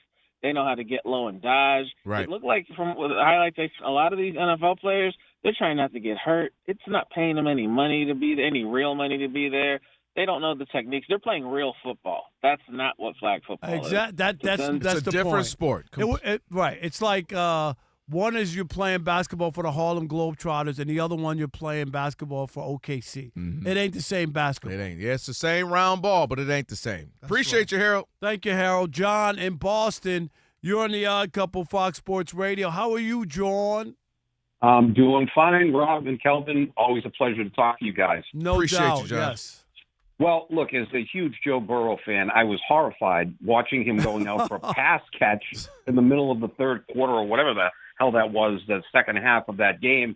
And, you know, these guys are competitive, ball up in the air that he's going to catch. And next thing you know, it almost felt like he was tackled. And I'm like, he gets injured a lot. We don't even get injured playing flag. Dude, could you imagine? Why would of all people, if I was Mike Brown, I would have said over my dead body, right? Are you going to be out there? I'm dead serious. Dude, Me one too. stupid guy crashes into his knee on accident. Not even, intentionally, but just next thing you know. John, crazy, right? Crazy. Absolutely. I mean, Logan Paul was out there playing with the NFL players. He nearly decked Jalen Hurts. It almost ran into his arm. I mean, what happens if he injures Jalen Hurts? And you remember this, fellas, probably you more, Rob, because we're old. Right. Kelvin's a little younger than us. Robert Edwards was a promising running back for the New England Patriots back in 1998 at the Pro Bowl. He was playing football on the beach in the sand, went up to catch the ball, came down and absolutely obliterated his knee, was never the same, never really played again. That was and why would you be playing football on the beach? You're a pro football player. Goodness gracious. Thank you, John. Appreciate you, All John. right, fellas. Yep. Have a great night, buddy. Hey, Danny, I don't know where you're from. I can't see is Danny gone? Oh, Danny's gone. Yeah. Okay. Who else we got? Will in Wisconsin. You're on the Odd Couple Fox Sports Radio. What's up, Will? What's up, Rob? What's up, Kelvin? What up, Will? Oh, nothing much. Just enjoying where we're at here, starting off baseball and this nice little quarter third that we're in here for basketball. So, that's right. Yes. Some good energy. But to your point, Rob, none of the active guys, who are in an active contract should be playing in the game. It's all right to attend. It's okay for the NFL as a league if they want to, right-size their approach to growing the game. I think Cam Scatterbo had mentioned something on his Twitter about, hey, they're just trying to grow. And I understand they're trying to help grow the thing. Don't tell me anything he's talking about. This the same guy keeps reiterating how CTE ain't real and all that. Right. You see the league called him and made him apologize, right? Yeah. Okay. I'm like, what this dude? Hey, shout out to you, man. Appreciate the call there, Will. All right. We got Antonio Daniels, our guy. We'll talk to him on the other side of trending right now. Steve DeSager going to get you set up. Hey, Steve.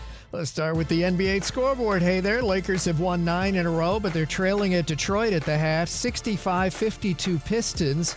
As for the Lakers, 17 points for Luka Doncic, all in the first quarter. He was named Player of the Week in the West today. Oklahoma City has won 11 straight games. OKC is leading at Philadelphia in the third, 69-56.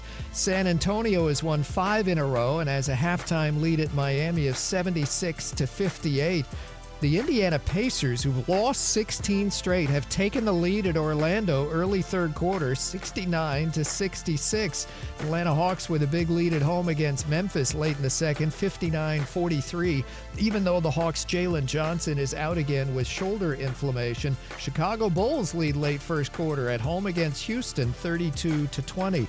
Kareem Lopez from Mexico declared for the NBA draft. He turns 19 next month. Lopez has played in Australia the last 2 years. Updating second round action of the women's NCAAs, just starting the second quarter at 1 seed South Carolina, home team up 26-8 against USC. 2 seed Vanderbilt is killing Illinois late in the third, 58-39. Number 1 and undefeated UConn beat up Syracuse 98-45. Virginia won at Iowa in double overtime. Arizona State's new men's coach is Randy Bennett from St. Mary's, where he'd been since 2001. Utah State's Jared Calhoun is leaving for Cincinnati, his alma mater.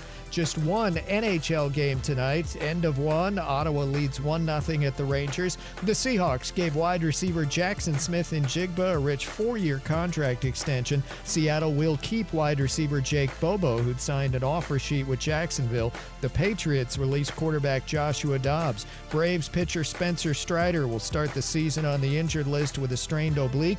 The Reds place pitcher Hunter Green on the 60-day IL with the bad elbow. He's had surgery. Milwaukee pitcher Brandon Woodruff will get a start next week after last year's lat strain. Back to you. Steve, thank you so much. Odd Couple, Rob Parker, Kelvin Washington, Magic City, Monday. Glad to be joined by our guy, hardest working man in the business, Antonio Daniels, NBA champ, Sirius XM NBA Radio, Pelicans TV analyst, Fox Sports Radio NBA analyst as well. If you want to follow him, Daniels33. What's up, AD? What's up, fellas? What's going on? Man, whole bunch of basketball, right? You got the pros, you got college, the whole nine, man. It's been a good week or so. Everything good with you? Yeah. Oh, yeah, I can't complain. I've been watching the women's NCAA tournament all day today. Well, all weekend, really. We got that on right now, Rob. I don't know why UConn is even they're 35-0. Oh, my God. When I watched the first, I was eating in the dining room here. In the kitchen, and the game was on, and I think they were up like 40, 55-8. Yep. Or am I right? It was like 55-8, and they were playing Syracuse. For a minute, I had to look close because I thought Jim Boeheim was coaching the women. It was so bad. Oh, I'm sorry. Yo, AD. Did I say that, AD? His shots at Jim Boeheim and Tom Izzo are crazy right now. We could literally bring up who's the best quarterback in the NFL. I don't know. I would ask Antonio, and I'm not saying any names. You coached 55 years, and if Carmelo Anthony didn't show up, you wouldn't have won one championship. I think you said names. Well, I mean, that's come on, man. Stop it. I'm not going there. I'm not going there because we could say that about a lot of coaches. I'm just saying. I'm just saying he's not the only coach that you could say that about. You need good players to win championships. There ain't no doubt about it. But 55 years anyway. All right. Let's talk about the Lakers. Yeah, they're losing in Detroit today, 71-57. They've won 9 in a row, 13-1 in their last 14. What are we making of this run that they have? Are they now going to the finals? No. Yes. Go ahead. I mean, listen. I'm with you, but I want to hear you say it. Yes. I'm not a prisoner of the moment. Never have been. That's just not my thing. The Lakers have some really good, I guess, characteristics about them. That hasn't changed.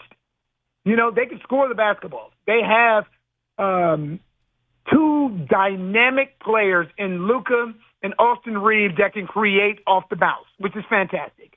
They have moved LeBron James to a spot where he can be efficient, impactful, and effective.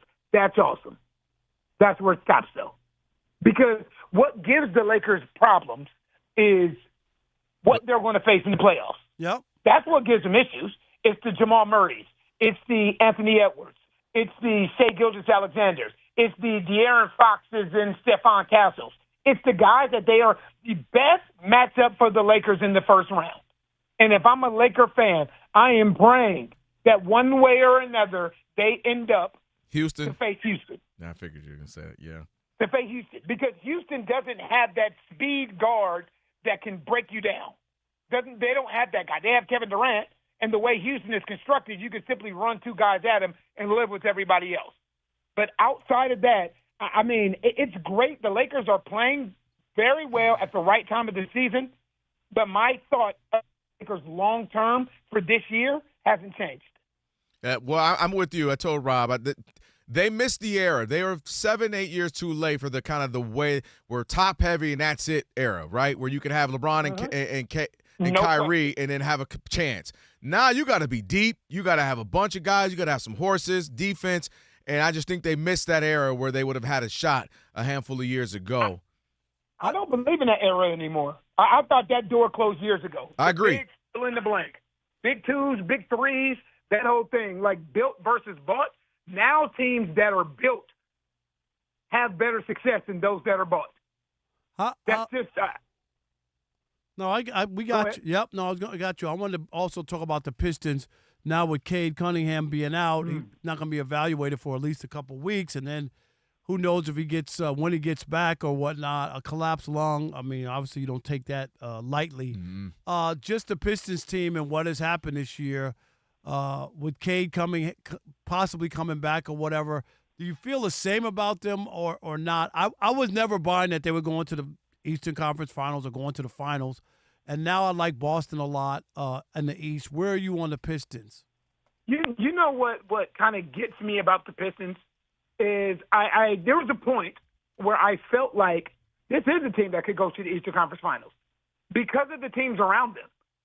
Like, realistically, when you look at the Eastern Conference, you're talking about a top-heavy conference with them and Boston and the Knicks, Cleveland. But then Cleveland's a question mark because you don't know what James Harden you're going to get. So it's not really about Detroit as much about Detroit as it is about the teams around them. And I'll say that to say this. I don't know how far you can advance in the postseason when you lack shooting. See, now that's what I said to Kelvin all year. Like, I know they're winning these games, but the shooting from the perimeter is just not up to par. You're right. You are right. Because the thing is, if you remember the way they were constructed last year, they had Malik Beasley and they had Tim Hardaway Jr. Yes. You're right. Right? And now, obviously, Malik Beasley going through what he's going through with the NBA and Tim Hardaway Jr. now being in Denver, the only shooter that they have right now that you truly have to honor is Duncan Robinson. So now what that means, I have watched this team throughout the course of the season win games where they've hit 5 threes or 6 threes.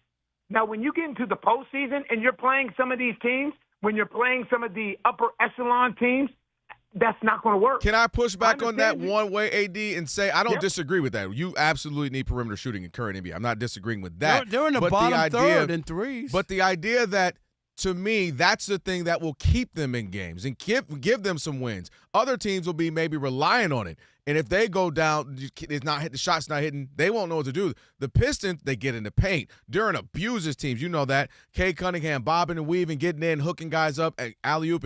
And then not to mention, most importantly, the defense. And that's what they're doing against the Lakers right now. They're getting up on their guys. They're checking guys 94 feet. To me, that travels. A jump shot might not travel.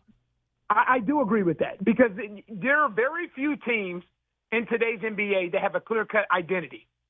They do.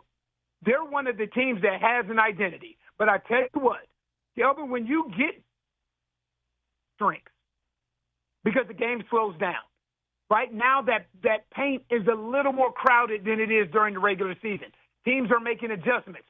Teams are tilting the floor to Cade Cunningham and Jalen Durant, and they're daring the Tobias Harris's and the Tobias Harris's and the Dennis Jenkins and some of these other guys to knock down shots. That's what, to me, that's what's going to set San Antonio apart one way or another. You watch how good San Antonio is when you have Sam Penny and Devin Vassell knocking down shots as opposed to when they're not. And when the lights get brighter during the playoff time, you have no idea what you're going to get out of guys that haven't been there together collectively. Yep. Antonio, where is Denver? Last year we know they took them to 7 games, OKC last year. Bruce Brown came back, right? They made some moves. Hardaway Jr. Yep. People said, I like the offseason moves. I like what they did. They played well for a while, up and down, other stretches. Where are they? And, you know, if you get into a 7-game series, can they make a move and come out of the West? Here's my thing. I'm going to give a very unpopular opinion, but I feel like going into the playoffs, like if I had to rank my teams going into the playoffs, I would rank Oklahoma City first and Denver second. Okay, so you're still in there with them. Okay. Yes, I'm definitely still in there. Because I tell you what the most dangerous team is to me. The most dangerous team are teams that have been injured all year long, whether it was Aaron Gordon or Jamal Murray or Christian Brown or Peyton Watson, and then they have yet to peak. They have not played their best basketball because they have not been whole and healthy. Those are the dangerous teams. This is a team that has won a championship with their core group. So those guys that are there now outside of Tim Hardaway Jr., these guys that are getting consistent minutes together, they've been there. They've been there. And I tell you, I am one of the guys that put a ton of stock in experience. I just don't think that you just walk into the playoffs and figure it all out. There are steps that have to be taken. I don't believe in skipping steps. Unless Wemby is that good. If Wemby is good enough to lead San Antonio to skip steps, so be it, then I will be wrong. But I will tell you this. I think Victor Wembanyama is one playoff run away from being the best player in the world. I don't have much of an argument. Nikola Jokic right now, he's one playoff run away from securing that title of now being the best player in the world. Well, somebody else, last one here, AD, who would say, hey, don't forget about me, would be SGA, current reigning finals MVP, and they're blowing out Philadelphia right now. I'm watching this game. We've got it on. and J-Dub is playing, and you mentioned injuries, have we been forgetting that he hasn't played much with them, and he's their second-best player? And with him – I think it's easy to forget because they're running through everybody. And that leads me to my question, AD. Is it a matter of once he gets back and acclimated, it's a wrap? Just like they're right back there? So. Okay. I don't think so. And the reason I say that, Kelvin, is because if you remember last year when this team was holding healthy, meaning the Oklahoma City Thunder, 2 of their playoff series went to 7 games. Yeah, one of them. 2 of them. Well, I was going to say one of them surprised us with the Pacers. Right, but the thing is, both of them were decided by injuries to their opponent. Yep. Right? If you remember, Denver was hurt because Aaron Gordon was on one leg, and now they see Therese Halliburton getting hurt in Game 7. We could be having a completely different conversation if teams are holding healthy. That defeats the purpose. But I'm just saying, they were challenged last year. So I do feel that there are some teams out there that have the ability and the roster construction to challenge the Oklahoma City Thunder. To beat them 4 out of 7 times is easier said than done, though. Yeah. Well, we'll have to wait and see. That's looking like we're closing down the NBA season. It should be a great postseason. AD, appreciate it, man. Thank you so much. That's right, buddy. Thank you. Appreciate it, fellas. All right, no doubt. We're watching this Laker game, Rob, and somebody got something taken back from the rest, which allowed them to even play tonight. We'll tell you what we're talking about and should it have happened. It is the Odd Couple on a Magic City Monday. Stick with your boys, Fox Sports Radio.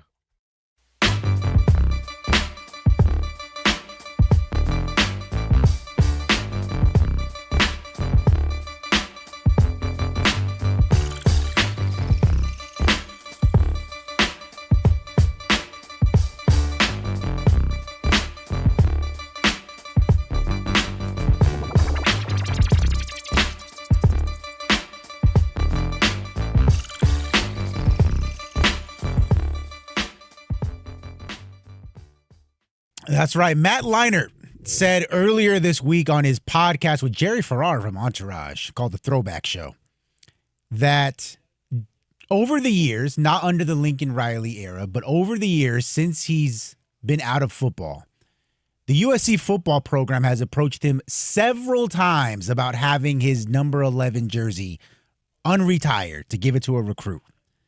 And Leinart, to his credit, said on his podcast, no. Hell no, I ain't doing that. More specifically, here's what he said.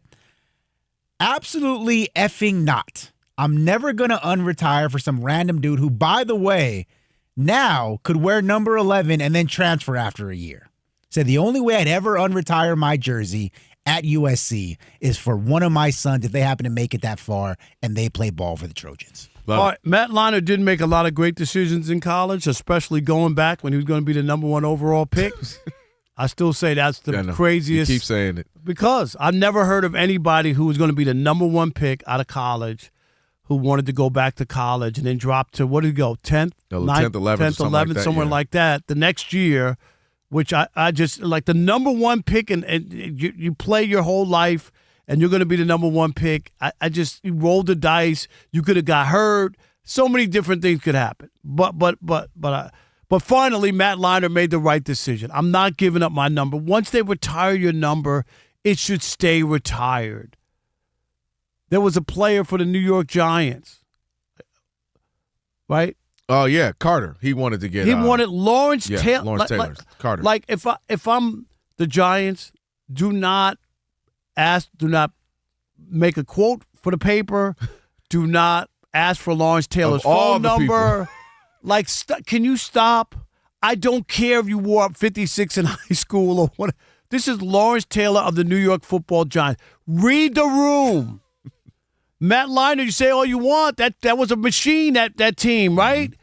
Yes. No, Matt Leinart, I'm with him. Right? Some people have said it was the greatest team ever in college football. And he's supposed to give up his number to somebody who might stay for a couple of years, might be bouncing around, who might be 47 years old. I'm not doing it. I'm not messing up my legacy. I'm not giving my number out. And you could be like the Yankees. And guess what? Aaron Judge is wearing number 99 for a reason because they got a million numbers retired. Pick another number.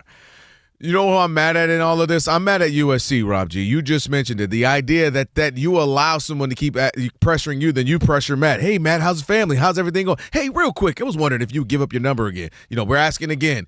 That, to me, that's insulting to Matt Leinart and all that he did for that school. Matt Leinart had that school lit for about 3-4 year run. Obviously, you had the Carson Palmer before him. They kind of had a nice stretch there with Pete Carroll. But my point is, man, and that's part of the reason why, to Rob's always point, since I've been here, we've talked about it a handful of times, that's why he didn't want to leave. They were this singular football team in Los Angeles. He was already in the NFL. This is peak pre-social media, so you can still go to parties and wild out and not going to be on the phone and, somebody putting him out there, him and Reggie and Lindale White and all those people on those teams, they got to go hang out and be stars and rock stars in L.A. So that's why he was like, shoot, I am the L.A. Trojans. So he felt like he was in the league. And I just don't understand why they would even ask him. Because you know what else it does, Robs, both of y'all? Every time you ask, it puts me on the spot to have to look like, quote-unquote, a jerk or something, or an old head or a hater. And not that I'm saying everybody thinks it, because we all seem to be on the same page in agreement. But it's just you keep asking me, now I have to be that guy again. You know I'm not going to do that. I get the first ask if they felt the need. Hey, we got this great recruit. We're teetering on getting it between him coming here or going to Oklahoma. But, boy, if he said he can have that number 11, he would do it. Like, all right, I get the first ask. After that, what are we doing? Because now you're making me have to be the bad guy, perceptionally maybe for some people, repeatedly. So I'm mad more at the university for even asking him. He worked too hard to earn that respect. Clearly, it's not like he's going in the NFL Hall of Fame where he can say, maybe I'll just focus on that one more. So leave him alone and don't ask him again. He's absolutely right. And I'm to your last point you were saying, Rob, I'm kind of appalled that kids keep asking. It's one thing if you're the new guy on the team and you want to pay, hey, here's $50,000. I heard Rob Parker wears number 10. I want number 10. But you're a current player. Hey, Rob, here's $50,000. If you don't mind, I'll get your jersey. You say, all right, cool, I'll swap numbers with you because you're playing actively, not someone who's a legend and retired. Well, what's the point on retiring a number if you're going to issue it out again? And I do blame the schools. And the same thing, like numbers, they even know. Like even before Derek Jeter's number goes to Hall of Fame is going to be retired at Yankee Stadium. You already know. That number, the equipment manager takes that out of circulation. No, the new young shortstop can't have number 2. It ain't happening.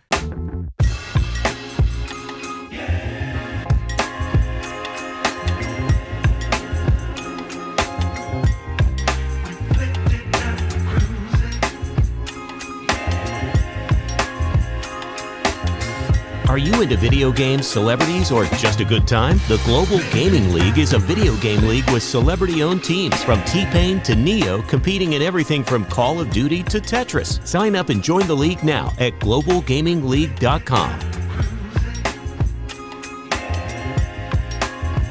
Big shout out to Antonio Daniels. Joined us moments ago. Always good chopping it up with him. For over 40 years, TireRec's been helping customers find the right tires for how, for what, and for where they drive. Ship fast and free, backed by free road hazard protection. With convenient installation options like mobile tire installation, TireRec.com. It is the way tire buying should be. Rob G, we're watching this game. Lakers have come back to make it a game. They're down 5, 82-87 right now. Minute or so left in the third quarter.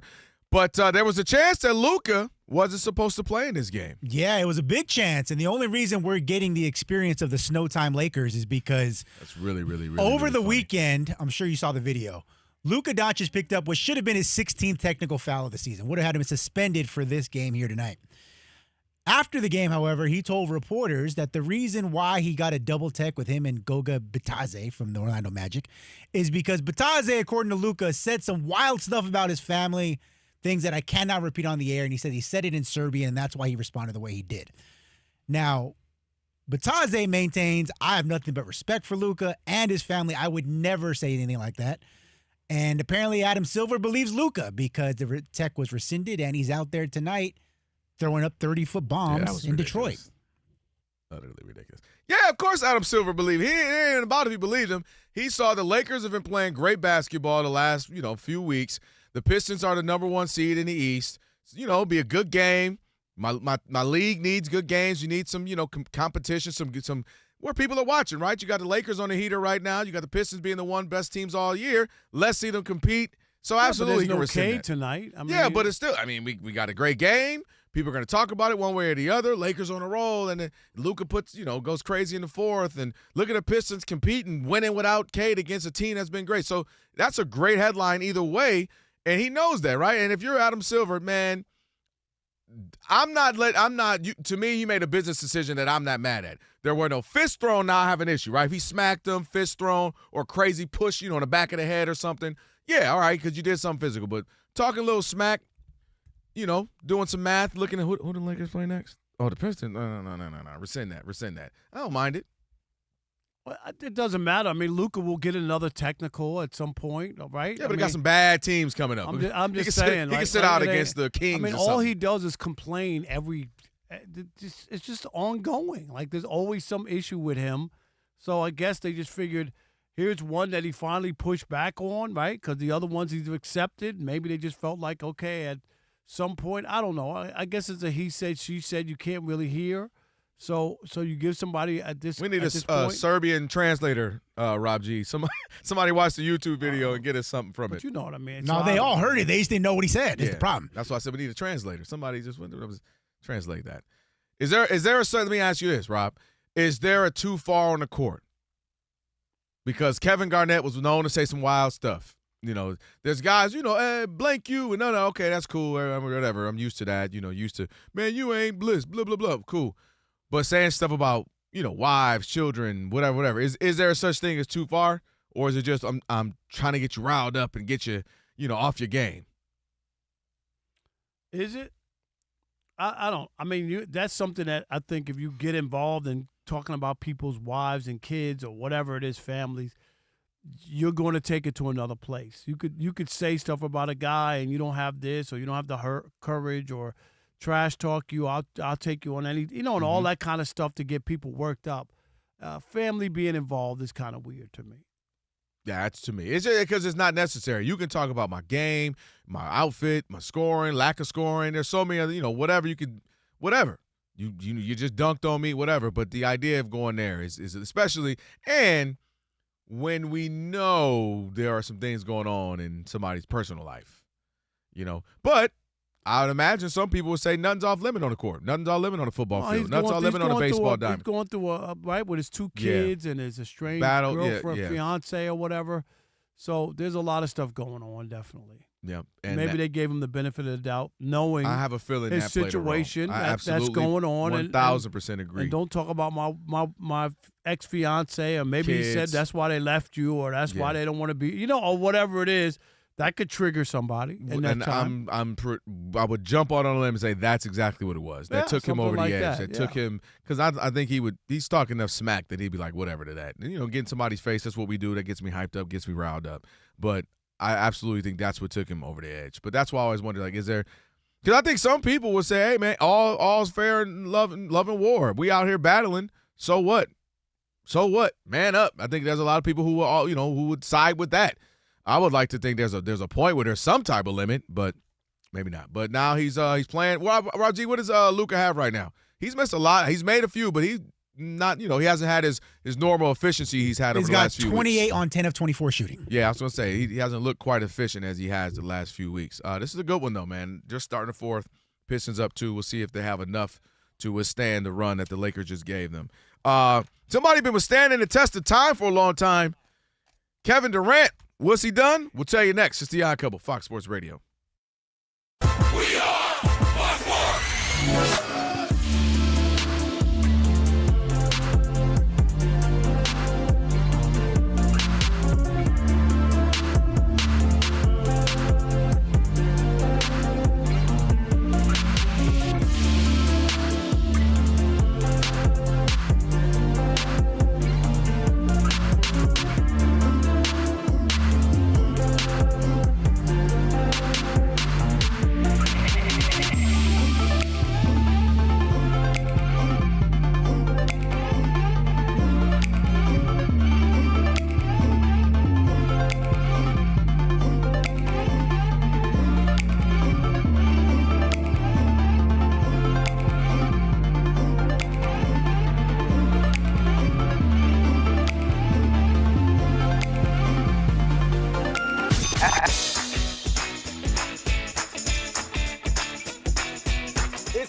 Odd Couple. You know what time it is. It's your boys. Let's get it. The Odd Couple is fun. Check. And informative. Check. What's up, America? You want to talk sports with 1.5 of the best-looking guys in the game? That game was incredible. You are wrong. You'll be king of the water cooler. What's it like working with Rob? Rob in his mind is like Chris Rock mixed with Richard Pryor, so I'm running out of fake laughs. Ha ha, Rob. Rob is very passionate. Son, you ain't ready for this. Well, I don't have BS in my game. I'm straightforward. I'm honest. You say Brady's the greatest quarterback of all time, but Eli Manning beat him twice. And, of course, it doesn't hurt that I'm right most of the time. Kelvin is the nice guy, wants to make everybody feel warm and fuzzy. You done? Let me tell you the truth. I bring the energy, a youthful energy. Rob's not going to see this, is he? And I bring an honest opinion. Michael Jordan, I can't take it anymore. I need a break. I'm going to go play baseball. Trash Talking Tuesday is the best. It's a great opportunity for folks to call in and they get to trash whomever. Who you trashing, Roger? I'm trashing LeBron James and Michael Jordan. Oh, okay. They can't even hold Wilt Chamberlain's shoes. Stop talking about the king like that. It's a new era. Let LeBron be the best, please. I only recognize one king in the United States, and that's Burger King. The connection with the Odd Couple audience is incredible. We really invite them in. And they can relate, whether it be things about our own personal lives or our takes on sports. Love you guys. You guys are killing it. Hey, we appreciate you. Thank you for rocking with your boys. They feel like it's just my guys, just my friends, and they join right in on the show. We talk with the listeners, not at them. Obviously, you can listen to us live, but you can still check out the podcast. You can check out our YouTube. You can check us out on social media. So in any way you want to get it, you can get it. Yes. There's some yelling. It is some hot takes. It's a whole lot of fun. I'll give you that. It is fun. I agree. Begrudgingly. The Odd Couple. Sports talk that's too good and too fun.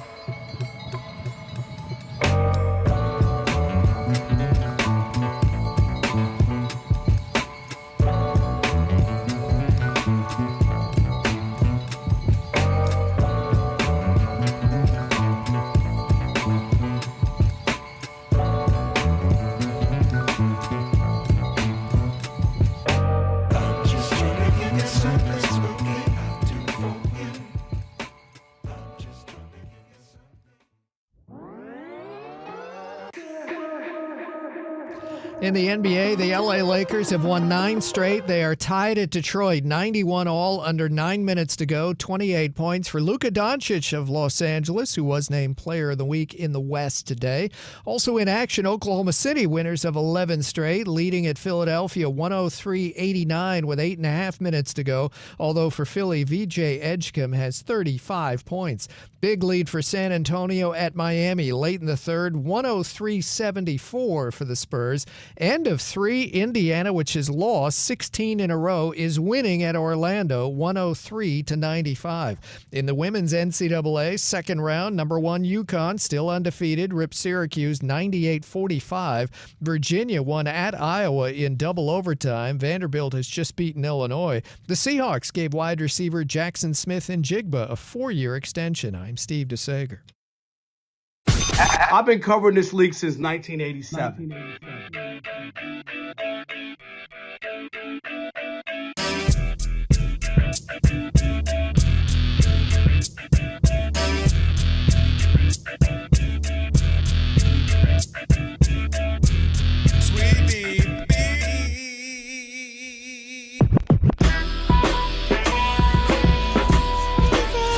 Can this sports writer and this sports fan share a radio show without driving each other crazy? Now, live from the Fox Sports Radio studios, here's Fox Sports Radio's Odd Couple, Rob Parker and Kelvin Washington. Hour number 3 on a Magic City Monday here on the Odd Couple. Rob Parker, Kelvin Washington, Fox Sports Radio. And be sure to check out our brand new YouTube channel. Appreciate all the people who have subscribed and supported us. Just search Odd Couple FSR on YouTube. Again, that's Odd Couple FSR. Hit that subscribe button and hit that thumbs up icon. We appreciate all of that, all the support. That's right. Check us out on YouTube right now. Watch us live. Just search Odd Couple FSR and subscribe. A lot to get to in this final hour on a Monday, Magic City Monday. Last call coming up at the end of the program. A chance for you to chime in. Call. That's right. If you haven't been able to get in thus far on the show. How's your eating and dieting and all that been going? All Going good? Yep. No complaints. It was good. Just moving along. I'm trying to step my game up a little bit. You ever had that moment where you're just like, all right, something's got to give? I had that moment where I'm like, all right, something got to give. This is about the third cupcake and piece of something bread. This weekend, I told you I was at the teen event, so they had all this stuff, and as soon as the morning, you have breakfast and muffins, and I was like, no, I'm good. So I avoided it for a while. I had a little fruit and tea. Then after a while, I had a muffin. And then time kept going, and then I was just sitting there like, oh, Lord. And I had that moment where you're like, all right, something's got to give. Something got to give. So trying to get it right. Got to get it right, man. You have to. I'm at that age. It's where willpower. It's like, you got to have the willpower. Shout out to Will and his power. Appreciate it. We got a good game here, by the way, this Pistons-Lakers game. See if the Lakers can do what they've been great at all season is close games, clutch games, last 5 minutes, within 5 points, blah, blah, blah, blah, blah. They've been great at clutch games throughout the season, so we'll see if they can do that. Down 6 now, but we'll see. Speaking of basketball, Rob G., somebody like a LeBron, been playing forever, is Kevin Durant, passed the GOAT on the scoring list. Yes, he did. KD had himself a night passing, you mentioned it, Michael Jordan for 5th on the NBA's career scoring list. They asked him about it after the game. What are your thoughts? Just real easy, straightforward. Means I got 4 more to go. Now, KD, in speaking of clutch moments, had a chance to win the game at the buzzer in Miami. Missed the shot, but shout out to one of the Thompson twins. Got the tip in. So Houston not only gets the win, KD breaks the record. All good things for the Rockets. Yeah, I think in the NBA now we just have longevity marks because guys get to play a lot longer than they did. And you could go look up Larry Bird and Isaiah and those guys. They play like 13 years. Guys are playing. LeBron's in, 21? You know what I mean? Like, what? It's great. And not only seriously. that, playing, not just on the team clapping, like but playing big minutes.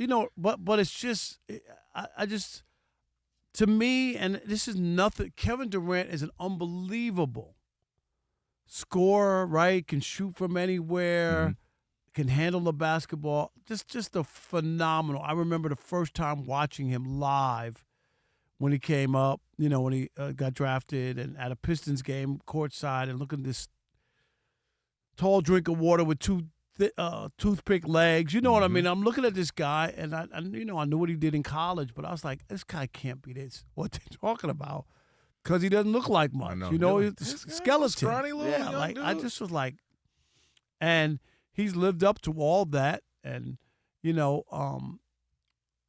But when you start passing people and you're playing so many more seasons, I think it's meaningless. I just think that it's something that you should do just because you're compiling stats and you're playing more years. You know what I mean? Uh-huh. Like it's just natural. He's that good, right? Yep. Playing all these years. Because I started looking at it, and then there's other ways of people looking at statistics. Some people want to look at the prime of your career, take 6 years and figure out your numbers there. Some people like to look at the average. Like what is your scoring average? We know like Michael Jordan in the playoffs has the highest scoring average. I think that's hard to beat. Same thing. Michael Jordan compared to Durant or to LeBron, Jordan to LeBron. LeBron is what, I think 27 points and Michael's like 30. Yeah. You know what I'm saying? Like he's played all these years, but for the games that Mike played in, I think that's even more impressive. Like he has a higher scoring average. He has a higher scoring average in the playoffs better than anybody. Like you start looking at those things because he didn't have to play 20 years. Even some of the stats that, LeBron, I can't remember a couple of them that he passed Michael, in. I mean, it's going to be, I can't imagine a single stat that Michael, total stat, that he would have over him at this point. Right. It's just literally, there can't be anything. Because he played so many more years than what Michael Jordan played. So to me, I mean, and it's not to take anything from Kevin Durant. That's what he did. He's been playing. He put up the numbers, all good and well. But he doesn't move up the needle for me. That doesn't, he just passed Michael Jordan. He's better than Michael Jordan. No, because there's a lot more that goes with it. And just compiling numbers at some point, to me, feels meaningless unless they're in context and similar to the person that you're passing. That to me. I would disagree on the meaningless. That I won't agree with, but I get the sentiment of, right, if you just play longer doesn't mean you're better than someone's peak of 8, 9, 10 years. And that's where you want to kind of judge people because, like, for example, let's go the opposite way, Rob. Instead of the long run, Kobe Bryant didn't get really a chance to play because they were, who's this kid? Look at it, he's too young. We don't do that. Now, if you're coming out, well, they don't do it anymore, but your first year of college, if you ball, then you play. Back then, it was like, well, let's just see this high school. I don't know if I believe in it because they didn't do it anymore. They did it the year before with I saw him throw up air balls in the playoffs his rookie year. So he was out there. Yeah, he was playing, but you get what I mean. They weren't giving him minutes where a LeBron was able to get because by then you're like, oh, look what Kobe had done. Look what some other players had done. Maybe, just maybe, you can be a high schooler and ball out. And so these guys are doing a couple of things. So one, the health, right? We're getting modern medicine. It's the best medicine ever. People have no idea. Best surgeries ever. Larry Bird back. He might have been all right if he had today's surgeons and this and that. But everybody has a masseuse. They travel in private nutritionist. Planes. I used to travel on commercial flights where they had 4 first-class seats for 7-footers. People had to sit in the back. I was sitting next to, really tall guys and coach. You know what I mean? Yep. Like, maybe they got the exit row. They're sitting right next to me. It was amazing. And they were on these 6 a.m. flights, and they didn't have a masseuse everywhere they went. They didn't have, 8 trainers with the team. Look at the sidelines. Yeah. They got everything. Right. And we know much more now. So, like, guys aren't smoking. Guys are smoking in the 80s. And I'm not saying somebody ain't smoking some weed, but I'm saying, they weren't smoking right after a game. They weren't drinking. Like, these guys, they already know. And this ain't even just pros. Kids nowadays drinking is way less than it used to be because people are more healthy. There was no such thing as vegan back then. And financially, people just, even younger people, just refuse to pay $15 for a drink. 15? Where are you going? That might be nice. Where you know what I mean? You're talking 20, 25. But that's just a lot of money. And speaking of money, that's the other thing, right? Guys are making so much money now. It's like, why not try to stick around and be in shape? And because if I can make, even if I'm just a, 8th man off the bench, but I'm making $7 million for a couple more years. Why not? So the money is crazy. There's nowhere they can make $7 million doing anything else. Where else can you do that? Right. And so that was insane, Luka. But I put and also no college, right? Like, so you look at a LeBron or you look at KD. LeBron didn't go to college, so he had an extra handful of years on a guy like Jordan who played 3 or, if you want to go some other guys. And Kevin Durant only played a year. So I agree the numbers are going to be skewed in favor of them. But I look at it as a feather in the cap. Like, if we're spreading out all the attributes, all the things that make you great, that is one of the things I'll check and list. but I won't take that away from some. I won't say, oh, Larry Bird doesn't get a bonus point because he didn't play. I won't add it to him, but I'm not going to take something away because Larry Bird didn't get to play 15, 18, 20 years. You get what I'm saying? Like I'll add that to your cap. The numbers are just skewed, is all I'm saying. And you could also make the argument, and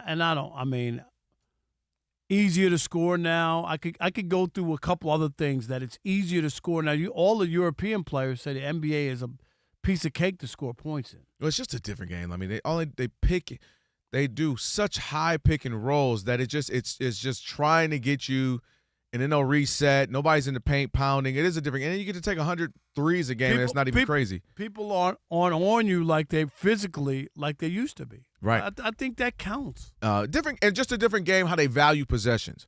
So, like, the Knicks beating the Miami Heat circa 1995, 82-77, was a high-quality game. Like, we all watched it. We were like, woo, it was hot. You know what I mean? It was, like, competitive. It was tough. Man, that's a half nowadays. So it was just the possessions were valued differently then. Even in the semi more modern days, the Tim Duncan era and the Kobe, like it was each possession mattered versus now it's get more possessions. Just get the shot up, we'll get more possessions. We'll get a handful more, and that matters more than just the quality of the singular possession. So it's just a different game. But I put that as a feather in your cap, KD. When we're going over Kevin, best scorer, yeah. He's got NBA Finals MVP, check. He's been an MVP in the regular season, check. However many time All-Star, check. And then I'll say, oh man, he played 20 years at such a high level, check. Like that's a feather, but I'm not going to take away from a Bird or Magic or Zeke who didn't. That's just an additive to me. But I don't say you can't be great because you didn't play 15 years. I don't look at it like that. Yeah, I just look at it from an average standpoint on what they were able to accomplish in their time. And I argue on MLB Network all the time because they like to do peak seasons, like peak years, and give stats. And I'm like, you can't say that. And I'm just throwing out a name. Yep. Jimmy Rollins for 6 years was this as a shortstop. He played 15 or 18 years. I can't just take 6 years and make that as his whole career. Because then why are you saying that for him? But Hank Aaron played 24 years and had 2,400 RBIs. Do you know what I'm saying? Like he played 24 years and he was good all 24 years, not 6 years. Right. Well, I mean, but again, that's where I said becomes the feather in the cap for Hank Aaron because we'll say he was this, he was that, he was this. But it wasn't just, and this is where I'm like, it wasn't just Hank Aaron played too many years or 20. Oh, he did. Well, of course he's going to have 2,400 RBIs. He was dominant. Because he played too. Yes. Like when you do the average, and that's why I think average is important, like Michael Jordan we were talking about. Hank Aaron averaged 100 RBIs. That's a great season every year. Do you see what I'm saying? The average was what I'm looking at, not the number. And what he did was average, which I don't think anybody will ever do. Seriously. Average 100 RBIs. It's incredible because, you talked about it being a rookie, right, in the beginning. And then being an old head. And then being an old head the last 5 or 6 years. You ain't knocking in 100 runs when you're at the end of your career, right? And you're not knocking in 100 runs your first 2 or 3 years. That tells you how dominant he was for such a long time. So, but then the last point.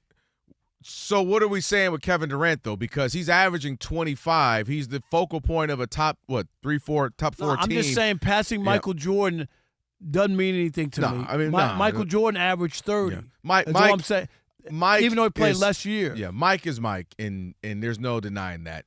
But maybe some people look at it differently, and you go, oh, well, Kevin Durant passed Jordan. Maybe he's better than Jordan. I do think we're going to start adding bonus points to that because I think that's going to become much more of a norm. What I mean is KD, James Harden, LeBron, Russell Westbrook, a lot of these guys, Chris Paul, they played a very long time at a very high level, and then we'll see who's the next crop. Is it going to be the Tatums and the Lukas or the Giannis's? Like we'll see the next group of players, but these guys played a long, long time at high levels, and it's just going to be that's almost like a new era of that because we didn't have that historically. Like Robert Parrish played all those years, you ain't even know he was in the league the last 3 or 4. Right. All right, 877-99 on Fox, 877-996-6369 Do longevity stats still matter in sports? Or is it about averages more so? We'll continue that conversation next with you. It is The Odd Couple. Rob Parker, Kelvin Washington, where we deliver insight, not noise, right here on Fox Sports Radio. Stick and stay. America.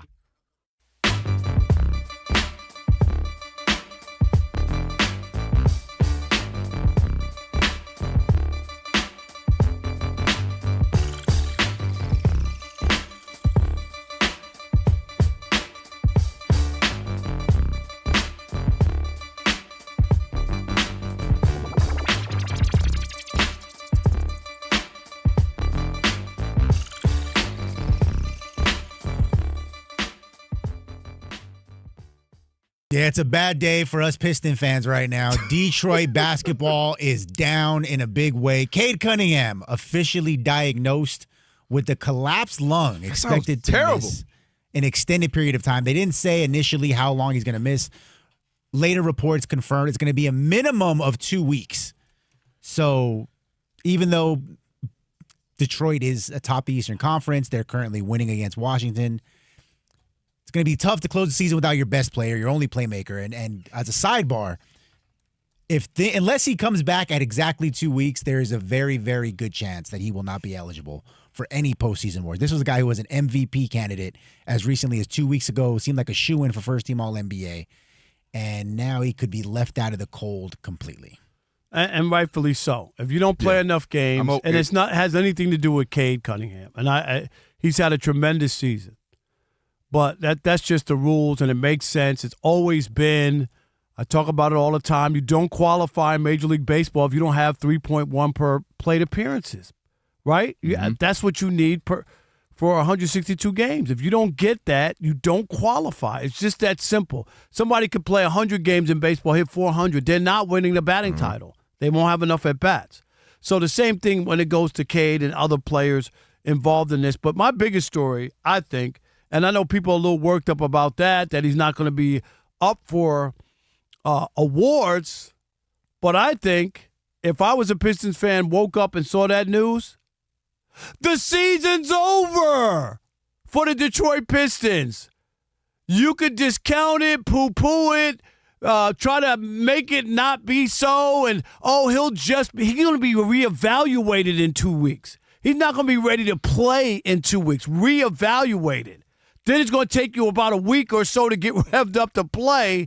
So you're in a situation where you're going to be without him. Mark my words, the Celtics will catch the Pistons.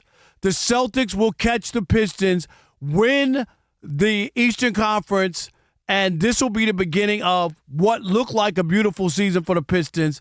But as you look at it, he's the guy, the creator, the guy who can score for them. The outside shooting, the three-point shooting, abysmal. I'm sorry. It's Cade and nobody for the most part. It's Cade. He's the stirrer. He's the drink stirrer. Mm-hmm. Cade Cunningham. And to act like a collapsed lung is like a sprained ankle and he'll be all right and he'll be right back in there. It ain't that. It's a little tricky. Are there broken ribs with that collapsed lung? He could have broken ribs in there. I mean, he took for those who didn't see what happened, he took like a knee to his lower left side. But like usually that's something where punctured it or something. Something punctured it, so there could be one or two broken ribs in there. I like the 4 ribs at Grouse, but not when it comes to Cade Cunningham and the Pistons playoff. You only getting 4? That's all. 4 for $5. 4 bones. That's okay. No, the deal is good, but I'll be hungry. $5. I guess that's why you get that in the thigh, and then that makes sense. It's just a snack. Okay. All right, but I'm convinced. But Rob, you weren't convinced they were going to do anything in the first place. So this ain't a new revelation for you. That the season's over. I didn't say that. But I'm saying you didn't. My point is, what did you think they were going to do anyway?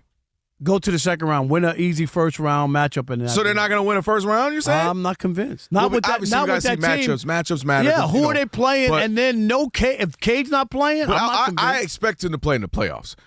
We got what Cade are you getting in the playoffs? As long as I get, you got broken barbecue ribs. Yeah, well, listen, as long as he got us, that's why we keep a spare. Ain't there such thing as a spare rib? We keep a spare rib around here, Rob. Dang it, we're gonna bandage him up. We're going to give him some little holistic medicine. We're going to call Alex, give him some beat-it-up juice or whatever you call it, and he'll be all right. No, a couple of things. One, obviously it sucks. But let me offer a silver lining or the way to find maybe a blessing in disguise. You, even I, which is why I haven't said they're going to the NBA Finals, no, they need somebody who can take it to the next level. Jalen Durant has been amazing. Last game he had, I think it was 36 and 12 on like 75% shooting. He's been great. He's been an all-star. He's been spectacular. But he's not necessarily a guy you dump it down and say, give me a bucket. He can. And to his credit, he takes full advantage of teams who don't have the size and the strength that he has. I love to see kind of a throwback doing that. But you do need a bucket getter from the outside. And I'm wondering if I'm the Pistons to say, nobody wants our best player to have a punctured lung. Are you kidding me? Sounds awful. But can we, for the next 2 to 3 weeks, find some more offense, find some better sets, find some better ways to get guys shots, find some better looks for people? Does a guy step into a role that we say, we know he was solid, but dang, he actually really can produce or create for us? And now all of a sudden you got something that you can become an additive or an addition as you get into postseason. I mean, but the only issue I have with logic is that you don't know what Cade is coming back, or you don't know to what degree. So history. So only going by based off what we know. So typically they say somebody's out when they've had this happen, 3.5 weeks has kind of been the average that someone is out with a punctured or collapsed lung. 3.5 weeks. So for them, that would lead them kind of walking right into the postseason.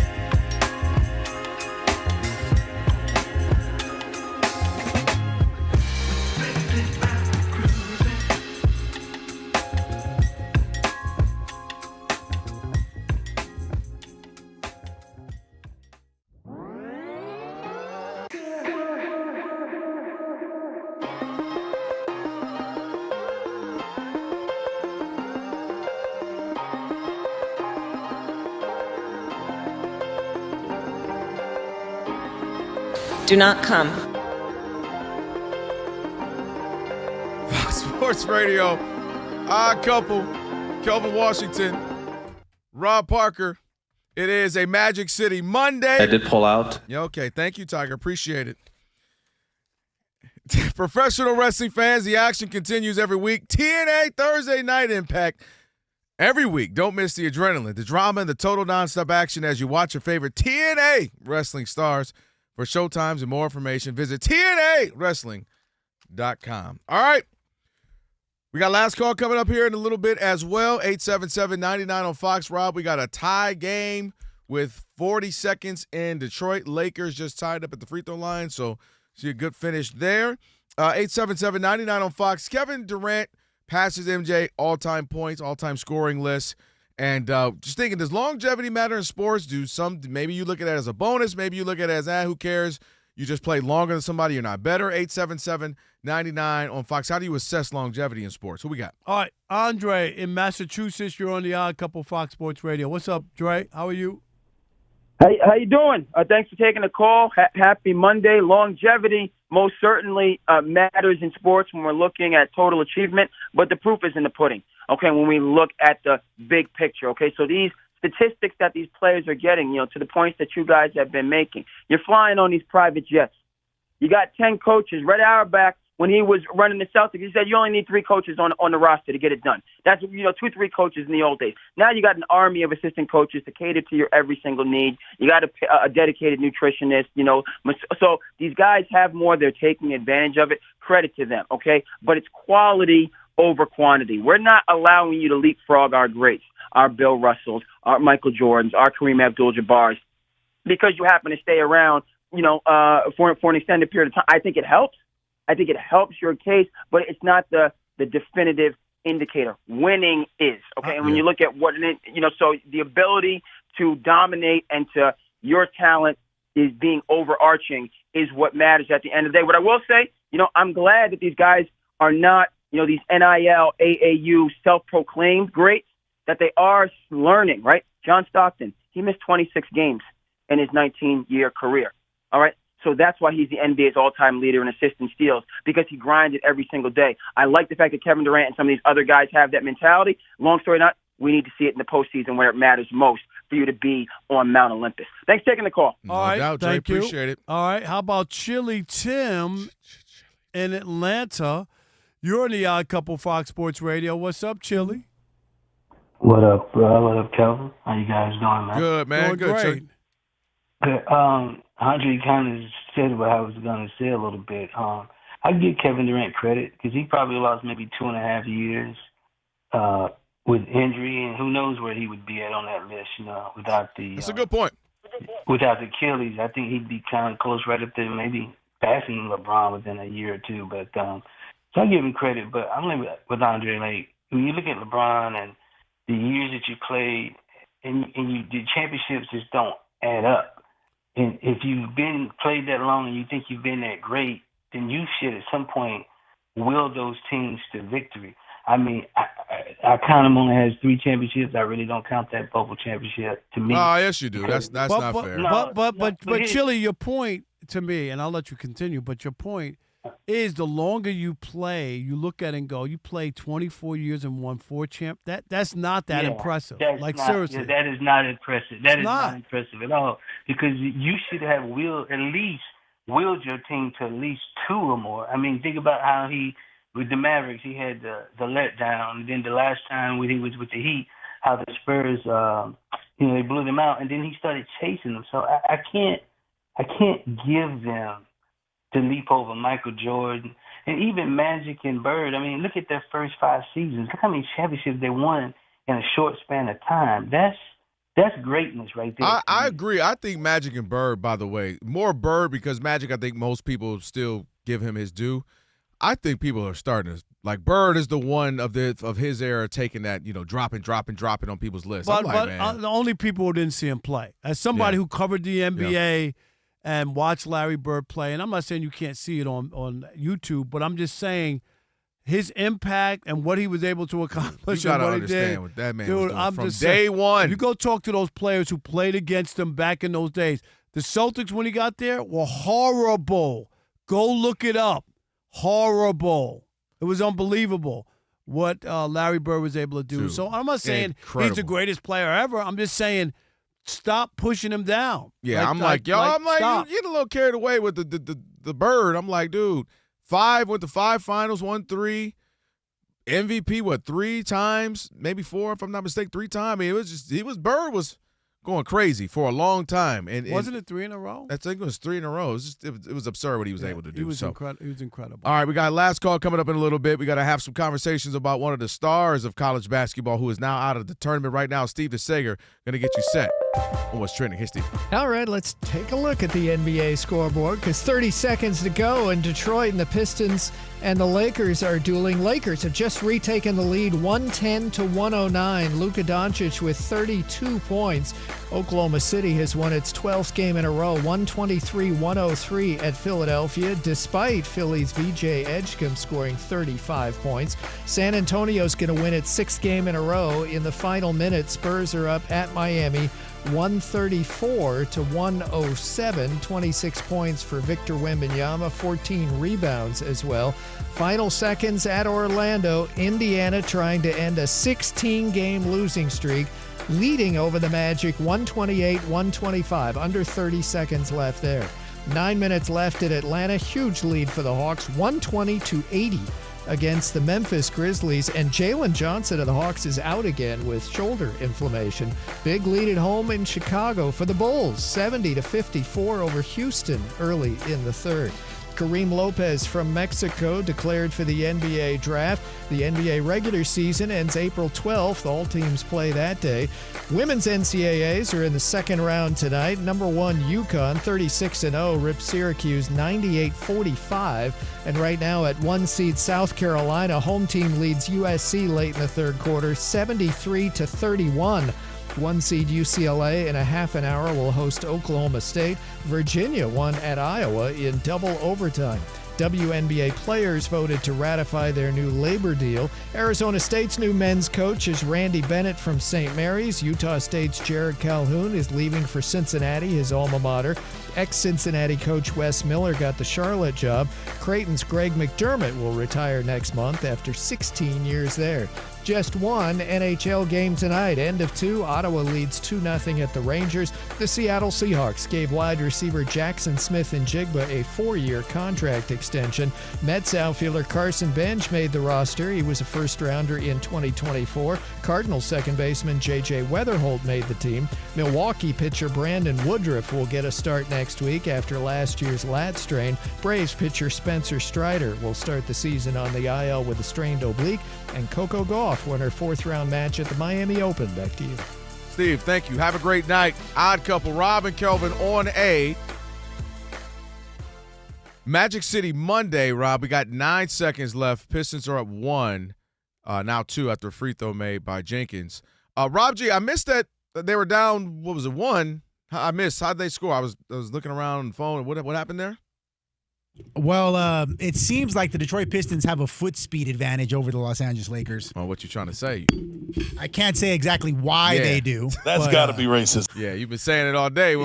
So Dennis Jenkins having himself a game. He beat Austin Reeves off the dribble, got a nice fall away there on the baseline, and he scored the last 4 points to put Detroit up by 3. He's been a great pickup for them when they've needed him coming off the bench and making some big plays, and he's been a great 3-point game there. 9 seconds left. We'll keep you updated on that one.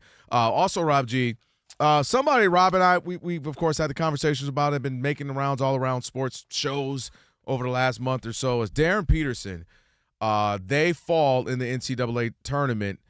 They being Kansas, got Bill Self questioning things as well. But his thoughts on how his season went and really the last couple of months for him. Yeah, he's probably the most recognizable name in college basketball.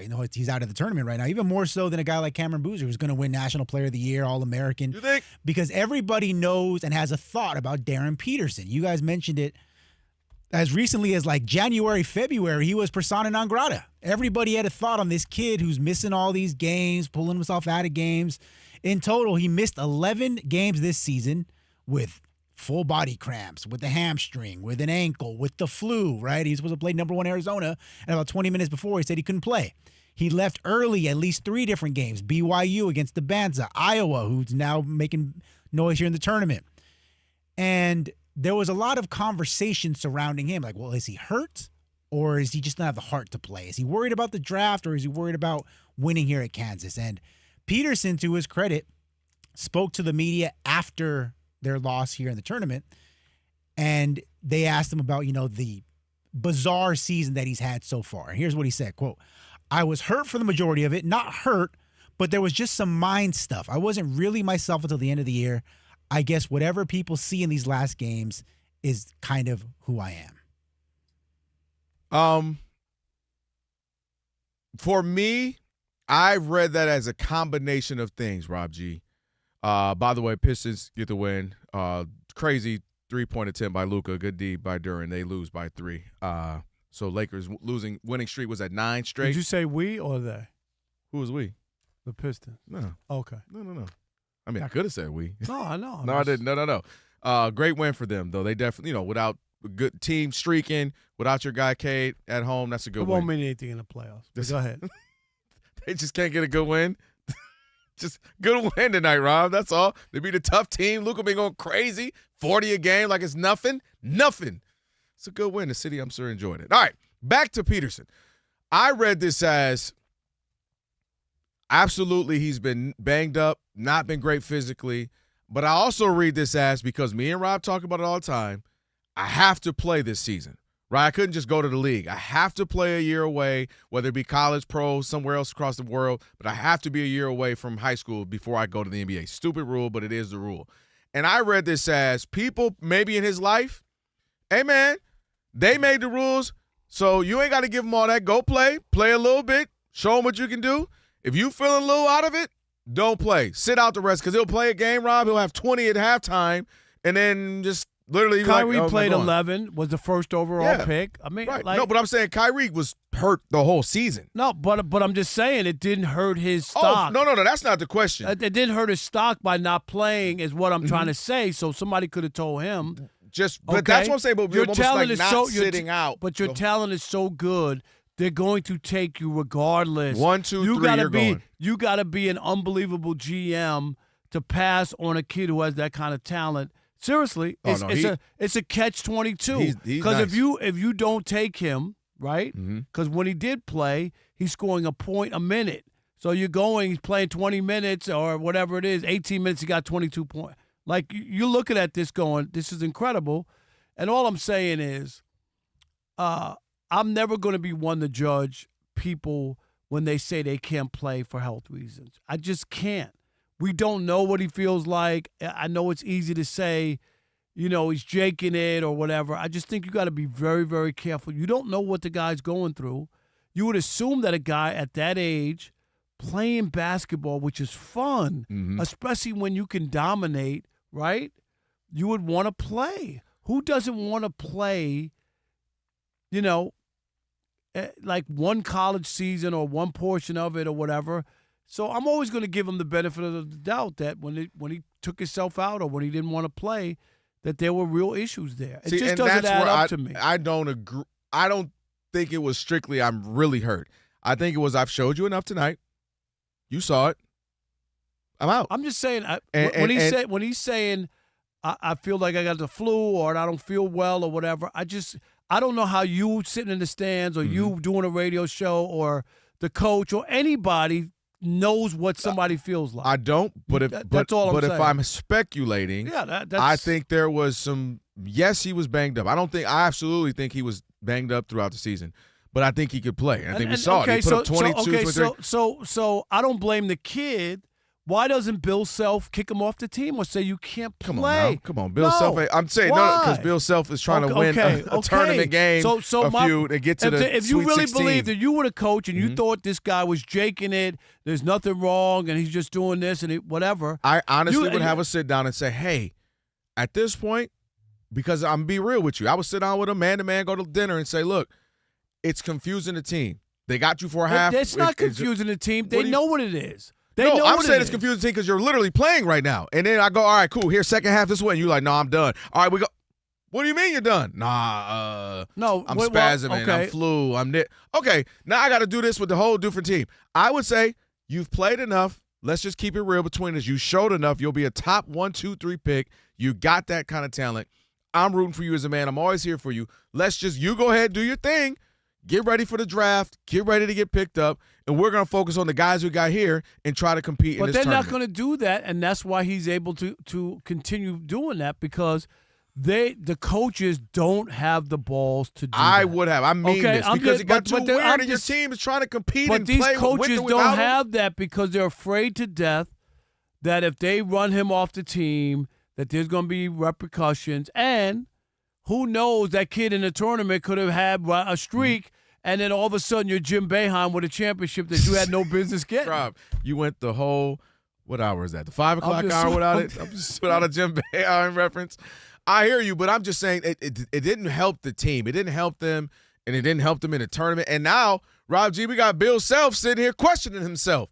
I don't know if I'm a coach, and I got to just take some time. I don't know. Because I think he is not ready. And this is a larger conversation we can have later in the week, but I don't think he's ready for, this might be a thing. Where it's almost like, hey, I'm going to use college as a showcase.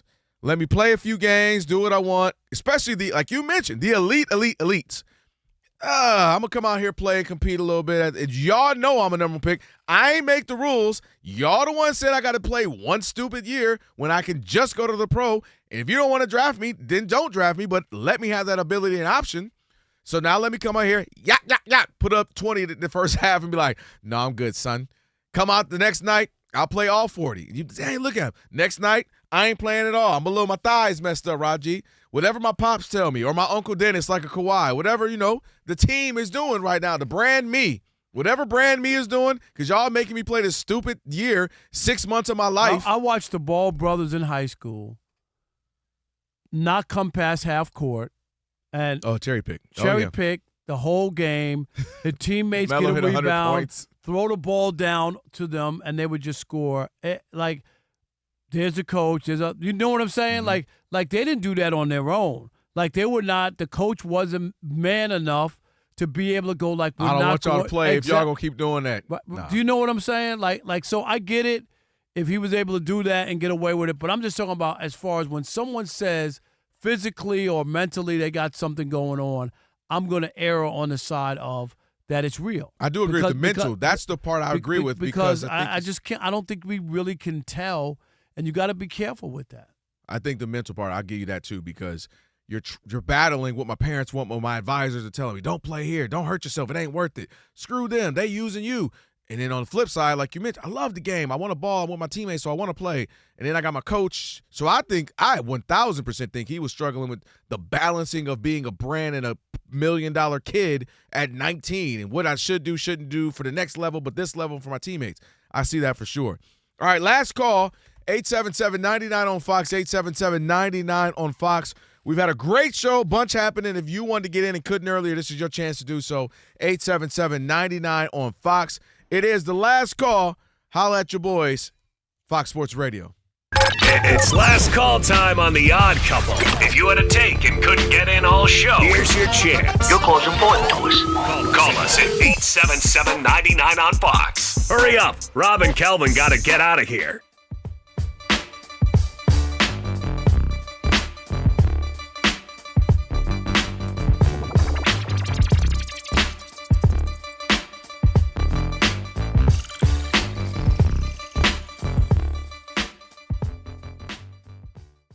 Rob G, your Lakers got a couple of good wins against the Rockets, and now some issues with the Rockets. Yeah, it's not looking good if you're a Houston fan. Houston, we have a problem. Now, this time last week, they got blitzed by damn near 40 points by the Denver Nuggets. Then they come in, have two back-to-back home games, a baseball series against the Lakers.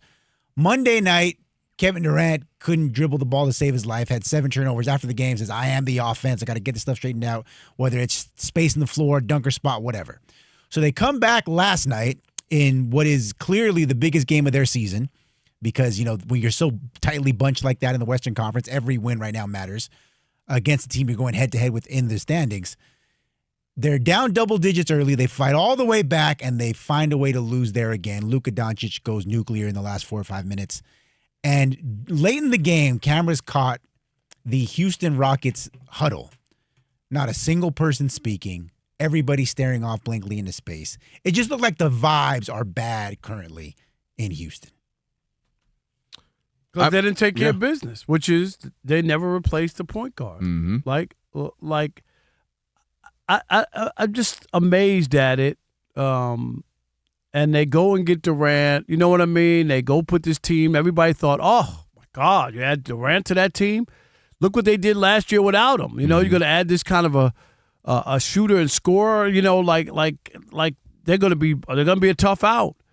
And now it looks like Kevin Durant, again, no matter where he goes, something doesn't work out. He went to Phoenix. Everybody said, oh, man, are you kidding? They went to the NBA Finals without him. Now they're going to add KD. You're not going to be able to stop them. Look at all the score. Let's go get Bradley Beal, too. You won't be able to stop them. They'll be able to score so many points. That didn't work out. It's just amazing. And maybe because his carpet bag that he puts down is in the way on the court because he's just been everywhere. And it just blocks stuff because and this could be bad, again, for Kevin Durant. Because now you'll be at this point where everywhere you go, and I'm not acting like the injury is not a part of the equation, but it doesn't matter. The bottom line is he's been bouncing from team to team to team to team, Washington and everywhere he goes, they don't reach their potential. Something goes wrong. Something is amiss. Do you know what I mean? Yeah. Like that is going to be the lasting thing that you think about Kevin Durant, especially. It's just I said it before. Kevin Durant is Raggedy Andy. You've heard of Raggedy Andy. Raggedy Andy and Raggedy Andy? Raggedy Andy. Like, that's what his track after leaving Golden State has been. Raggedy like the 405. Dang. They working on it though, Rob. Like the 10 back in Detroit, Okay. the Lodge. Ooh, the Lodge. Ooh, Okay. What was the worst? It's bad. Or like the You on a roll? What else we got? Long Island Expressway in New York is bad. Yeah, I don't know that one. Oh, yeah. I've been on it, but I couldn't recall. There's too many freeways Yeah, too and many highways freeways over there. All right, but you get my point. I do get your point. Well, I look at it like this. Couple things. One, we all knew Fred Van Vliet's absence was going to be big. But they didn't do anything. That's what makes me mad. Meaning you got the whole first half of the season to see what's what, who steps up. They got Shepard. A lot of people are high on him, and he's good. He's had some, but he's not Fred Van Vliet. And then towards the trade deadline, you thought, all right, well, obviously guys are playing well, depending on what week it was. You were, third or fourth or third in the standings, but you know what help you needed. You knew what you needed. You needed a scorer. You needed a guy, by the way, a shooter. We talk about the Pistons. They could use some perimeter shooting too. They're kind of similar to the Pistons, and they got all the athletes you want. Guys play hard, and they got their KD as a scorer. He's not Cade Cunningham at this point in his career, but they have something similar where they need some outside shooting. They need another bucket, and they never did it. And this isn't 27, 28-year-old KD where you can say, well, we got 3-4 more years, whatever. Like, you can't waste a year with KD and this team because KD is, again, at this age, you never know what you're going to get. So, to me, you don't want to waste a year with Kevin Durant when you have an opportunity to compete. Now, maybe you weren't going to beat the Thunder. Maybe you weren't going to beat the Spurs or Denver, but you never know, right? And maybe one of them knocks each other out or something crazy happens. So, you're supposed to be in there and having a chance to get to the finals. Now, I say that to say, if I'm Houston, I'm also saying, Rob, Kelvin, Rob G, chill, relax. Because you know who you don't have that same energy for, Rob G and Rob Parker? The Denver Nuggets. The Denver Nuggets, currently as we sit here, are 6th. They're behind the Rockets. And, you would be thinking, hey, like they're not getting it. Nobody's talking about them. Everybody says, hey, you never know. Denver could give somebody a run and Denver could do this. So I would be saying, we're fine. Let's find our groove. Let's get something going in order to, because at this point you can't get in. There's nobody out there you can replace Fred with.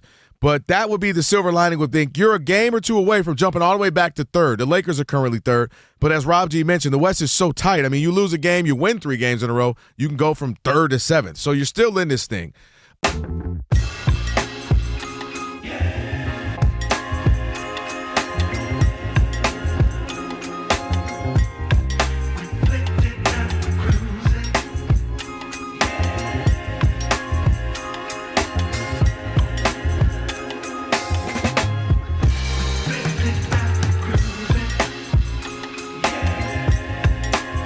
I hit it so good today. It was fun.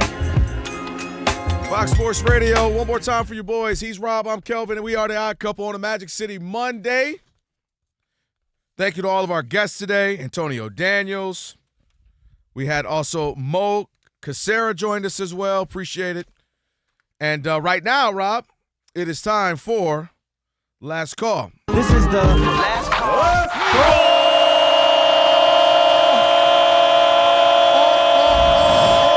Last call time on the Odd Couple. All right, last call on a Magic City Monday. Who we got? Alex in North Dakota. Oh, that was weird. I was like, he right there. You are the last caller here on the Odd Couple Fox Sports Radio. What's up, Alex? Hey, guys, I have more of a question for you guys. Just with NIL players that are coming into college basketball, what's their obligation to the university? I know that they're coming in to try to make it to the league, but one of the best players that's sitting out 11 games, barring that he does have injuries or anything like that, if he's getting all this money, do they have contracts where, hey, you have to play so many minutes in this season, barring if you do get injured? How does that work? I'm not going to act like I've read the bylaws and the contracts, but you bring up an interesting point, Rob G, that I think moving forward, people are going to pay attention to. Like, for instance, because of this, who's to say another guy won't do it? Like I said, I'm only here. Everybody know I'm the number 1, number 2 But you can't make somebody play. No, but I can write stipulations in my contract. You and I have stipulations. What's the stipulation? So you say, I'll give you an example. I'm paying you $2 million this year, Devonta Peterson. Okay. You have to play a minimum of 15 games. Well, I'm not signing that then. If I'm hurt, you I'm not signing that. I'm going to go to a different school. I'm going to do a Here's the different deal. school. And I'll give you the extra. That. And so you get $1 million. I'm hurt. I'm you telling get you $1 million if you meet the minimum.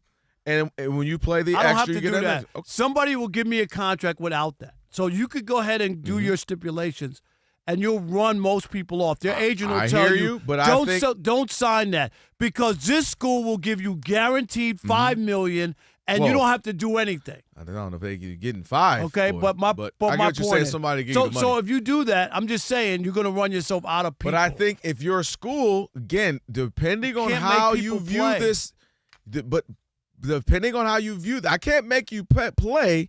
But I can have stipulations. If I tell you I don't feel good, if I tell you I don't feel good or I don't feel right, I remember that James Rodney Richard pitched for the Astros, got to sign a big contract. And then all of a sudden, he kept saying, I feel weird. You know what I mean? They were like, oh, well, he got the money now. He don't want to play. Well, dude had a stroke. You know what I mean? Nobody wanted to hear the guy who kept saying, I don't feel right. You know what I mean? And get out there. He just got the money. He don't want to play. Like, you got to be careful with that. That's the only thing I'm saying. But do you think this was that? I get what you're saying. I don't know. This just has been I'm a very being honest. odd. I don't know. So then would you agree that it's been very odd in that he plays and he plays a half and he doesn't play a half and then he plays this game and skips 2 games? But then that's the coach, not the player. Bill Self, well, I said it then. Up. When we talked about it how many weeks ago, I said it then. I said the best way to make that change No, you can't play here. Then I understand it. I'm going to tell you, you don't play for the next 8 games. Get better. Well, I'm going to give you your time to get well, and then come back, and then we'll have a conversation. We can't. You feel better? Are you better? Are you ready to play? I want you to be 100%. You tell me when you're 100%, and as soon as you are, you're back playing the game, and you can play whatever you want. And I'm gonna take you at your word as a man. There you go. That you're playing. That you're not doing some weird stuff. You know, you're not doing the. No, I'm good. Wait, no, I'm not. No, I'm back. No, I got cramps. No, I don't. Let me play tonight. Like, I don't have time for that. And I'm too prideful. Maybe I'd rather go down with my guys who were in the bunker with me than somebody who, like I said, and I'm not saying that's his makeup, but I feel that he had maybe some added pressure of like the fam and his advisors and people like, man, you don't owe them nothing. It's all speculation. And this is all me. This is 1,000% me. I'll be very clear. If that kid had something really wrong with him or whatever, people that would go like. But that's what I'm saying. That's really weird. Then that he would play, then he wouldn't play, then he play a half, then he wouldn't play a half, and then never play next game. Maybe it's mental. Now that's the part I'm agreeing with. That I think all of this was a lot for him. He's a kid, dude. We forget. I told Rob G this. Every year, Clemson has 40, 50 football players come and they do a whole tour of LA. Like if they're interested in media, journalism, film, TV, the whole nine. They're in the media, the industry. They come out here, they hit a few different spots. They might hit Disney, they might hit Universal, they hit this, and they come to Spectrum News One, the Spectrum Building, wherever the Spectrum Networks. They'll do the radio, they'll do Dodgers, they'll do Lakers, they'll do news. And I have the privilege of kind of speaking with them, doing a little quick, one-on-one with them, talking to them. And every year, Rob, I walk away and I go, oh, yeah, these are kids. We rooting, you cheering against him, you yelling out, he's an idiot, why would he do this, whatever. And then when I get around, how you doing, Mr. Washington? And you see these 6'4", 270-pound kids, and you're like, oh, yeah. Yes, he plays high-level football, and you're cheering him or you're rooting against him on a Saturday. But this is a kid, you know what I mean? And I'm reminded of that. And I say that to say even Peterson. And that's what I'm saying. I think people get so caught up with the money aspect and thinking they're supposed to be something else that they're not and maybe not ready for. So you put added pressure. I'm not making excuses for the kid. All I'm going to tell you is if you don't want to play when you're 19 or 20 years old, play basketball, which is fun.